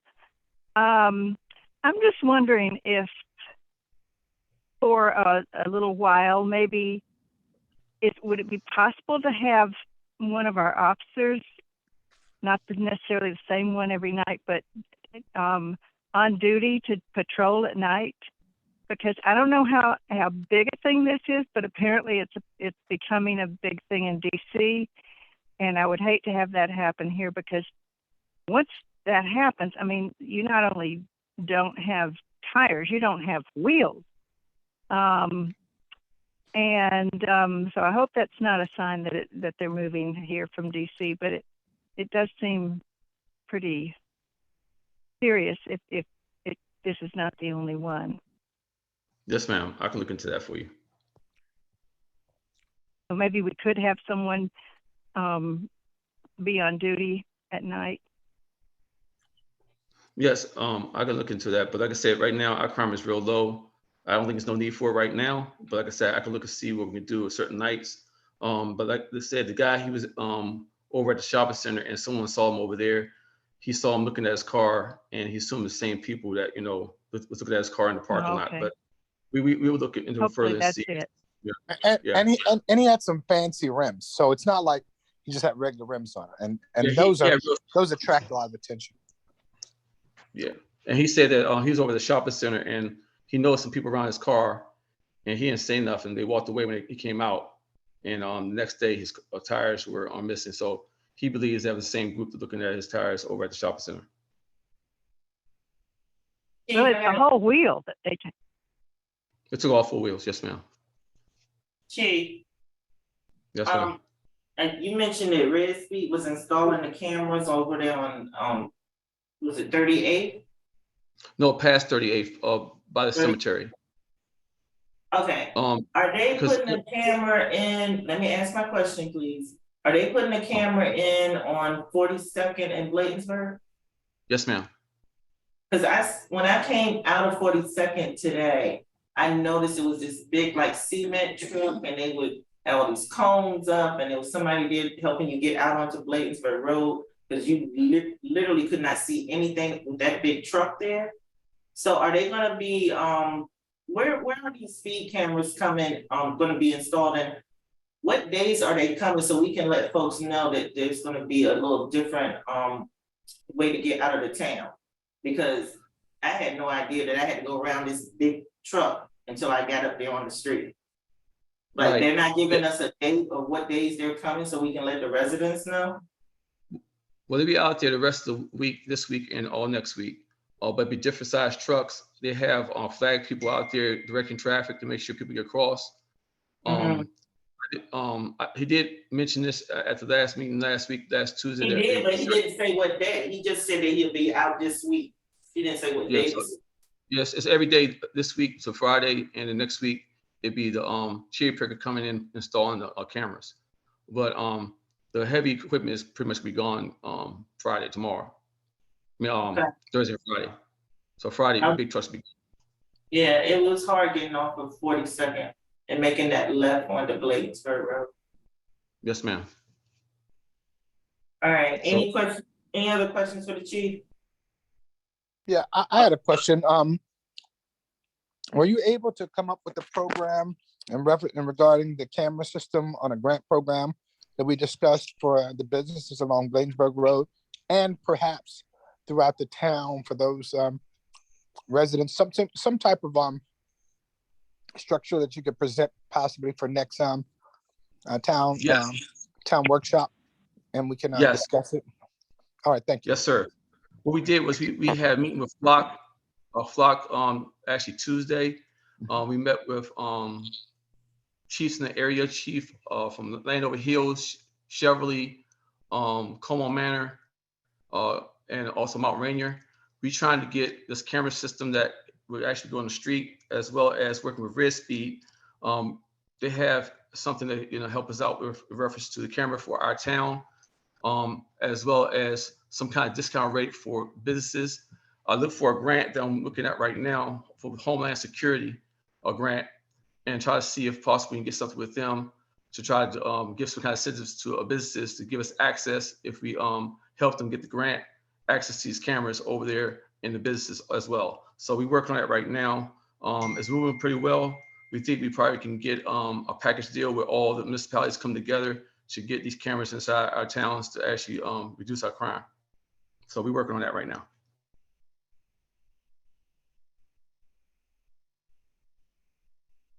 Thank you.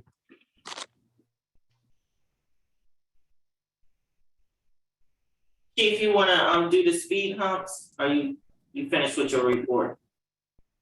Yeah, the speed humps, Red Speed is gonna do it for us to study, for free. Once again, they put out 2 strips out on that stretch.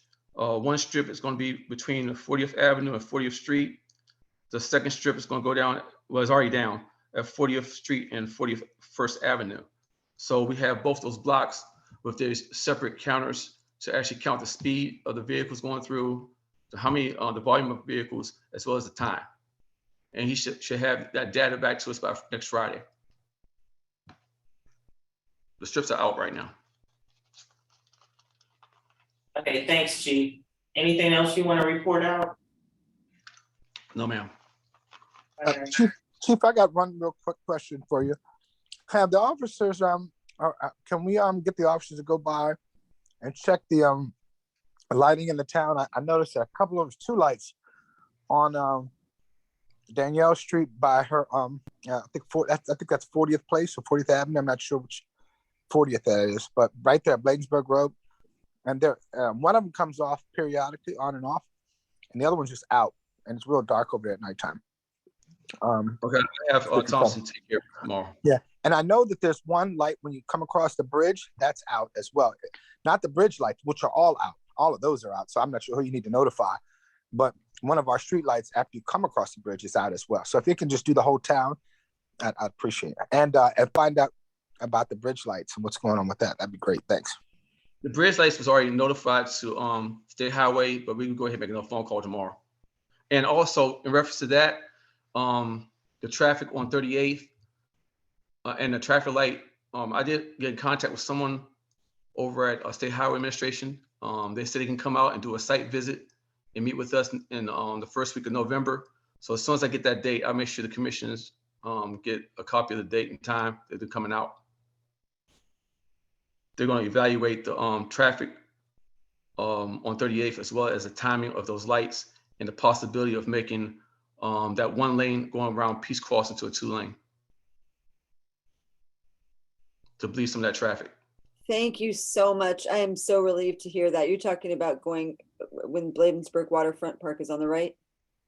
Yes, ma'am. Yeah, that is instead of just such a leading mess to that. every rush hour. And I travel that almost daily and wish that that was 2 lanes. I don't see why there's that huge shoulder lane right there next to the island. It makes no sense. Yes, ma'am. So once you come out, we want to do a study and try to see if we get that corrected.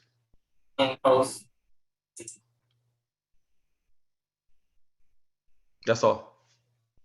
Okay, thanks, Chief. We're gonna get it. Okay, thanks, Chief. I do want to say, thank you for, having the officers roll down their windows.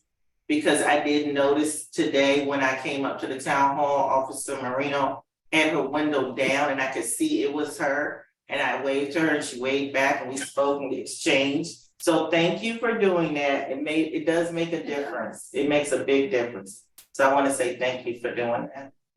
I No concur. problem. Is somebody else trying to speak? That was Commissioner Amache. I said I concur. I agree with you. I also noticed that. Yeah, it makes a difference. It really does.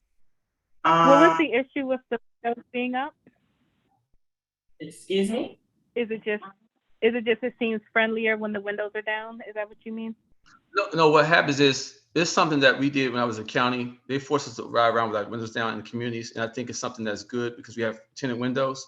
It's because sometimes people wave at me and I wave back and they probably can't see me because I have tinted windows on my truck too.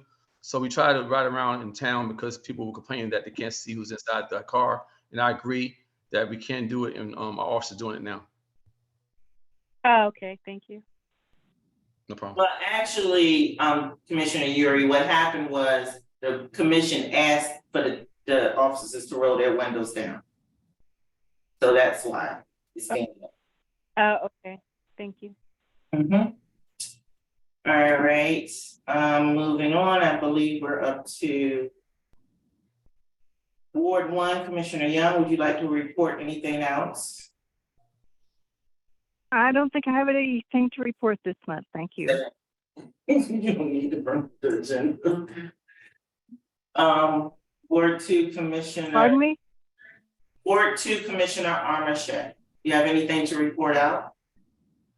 Just that I don't remember, I don't think I heard Chief mention it, that the fun night for the kids, the Faith in Blue was a big success. I think that there was a lot of people there. I think everybody had a really good time.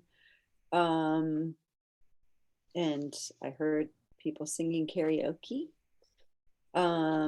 So that was fun, and just many thanks to everybody that worked so hard to make that happen for the kids. They had a blast. Yes, yes, I concur. It was a lot of fun. All right, I'm just gonna give a couple of updates. So, the Prince George's County Garden Summit that we held last Saturday, I believe. That was, even though we had the rain and Hurricane Ian or whatever coming through, we still had a very good event. We had a good turnout. I want to say we had at least 30 people. Even with the weather, everyone was very engaged. They really enjoyed it. It was a lot of good information shared. And I just want to thank the commissioners for allowing this program to be put on and allowing the town to co-host it. It was a really nice event. I want to thank you guys for supporting it. I want to thank Carol for all of her assistance, coming to all the meetings that we had. I want to thank Greg for helping to set up the room. I want to thank Mike for being there on site to help out as well. And Brittany and anyone else who helped contribute to this event being a big success. I want to especially thank our resident Denise Hamler, and our resident David Proctor. David gave a great summary on the history of the town, the Piscataway Native Americans, and just how they vegetables and what the Three Sisters and rice and just all the good information. Everyone enjoyed that as well. I also want to thank Mark Hassel, who is a master gardener and who helped start our community garden, along with, I believe it was Commissioner Chesney, and with the assistance from Kaiser and the grant that they received. So I just want to thank everyone that assisted. It was just a big success. Brittany Draper, oh my God, I cannot forget Brittany. Brittany was our keynote speaker. She did a phenomenal job. Oh my God, so much good information. And everyone just, like I said, everyone enjoyed it. It was a great event.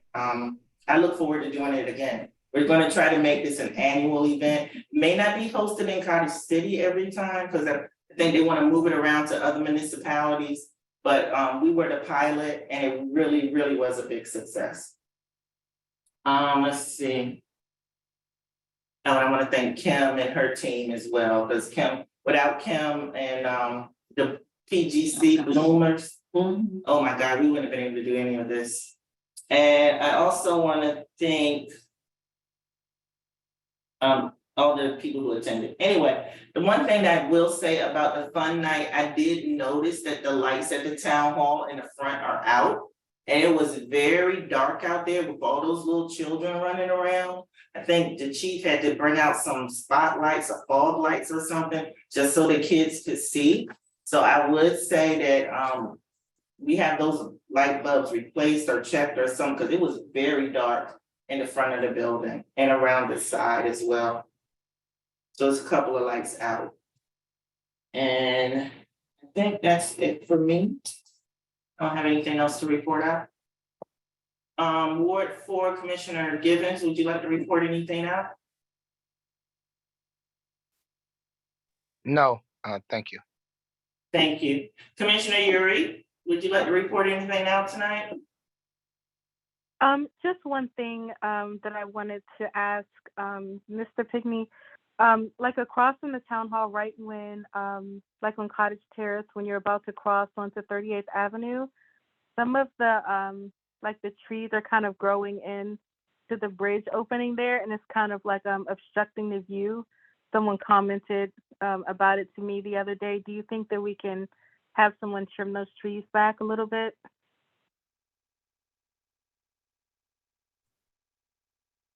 instructing the view on which side? So on the Cottage Terrace side, like right when you're about to cross onto 38th Avenue, right when you pass the town hall or the police department.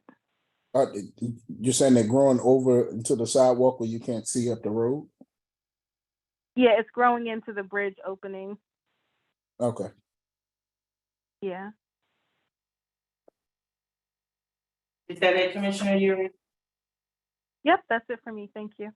Okay, I do have one other thing I wanted to mention. So I did attend the fall MML Fall Conference. I just got back yesterday and I want to say it was a really great conference. I got some good material that I would like to share with the commissioners and I'll be sending you some emails with some slides and stuff.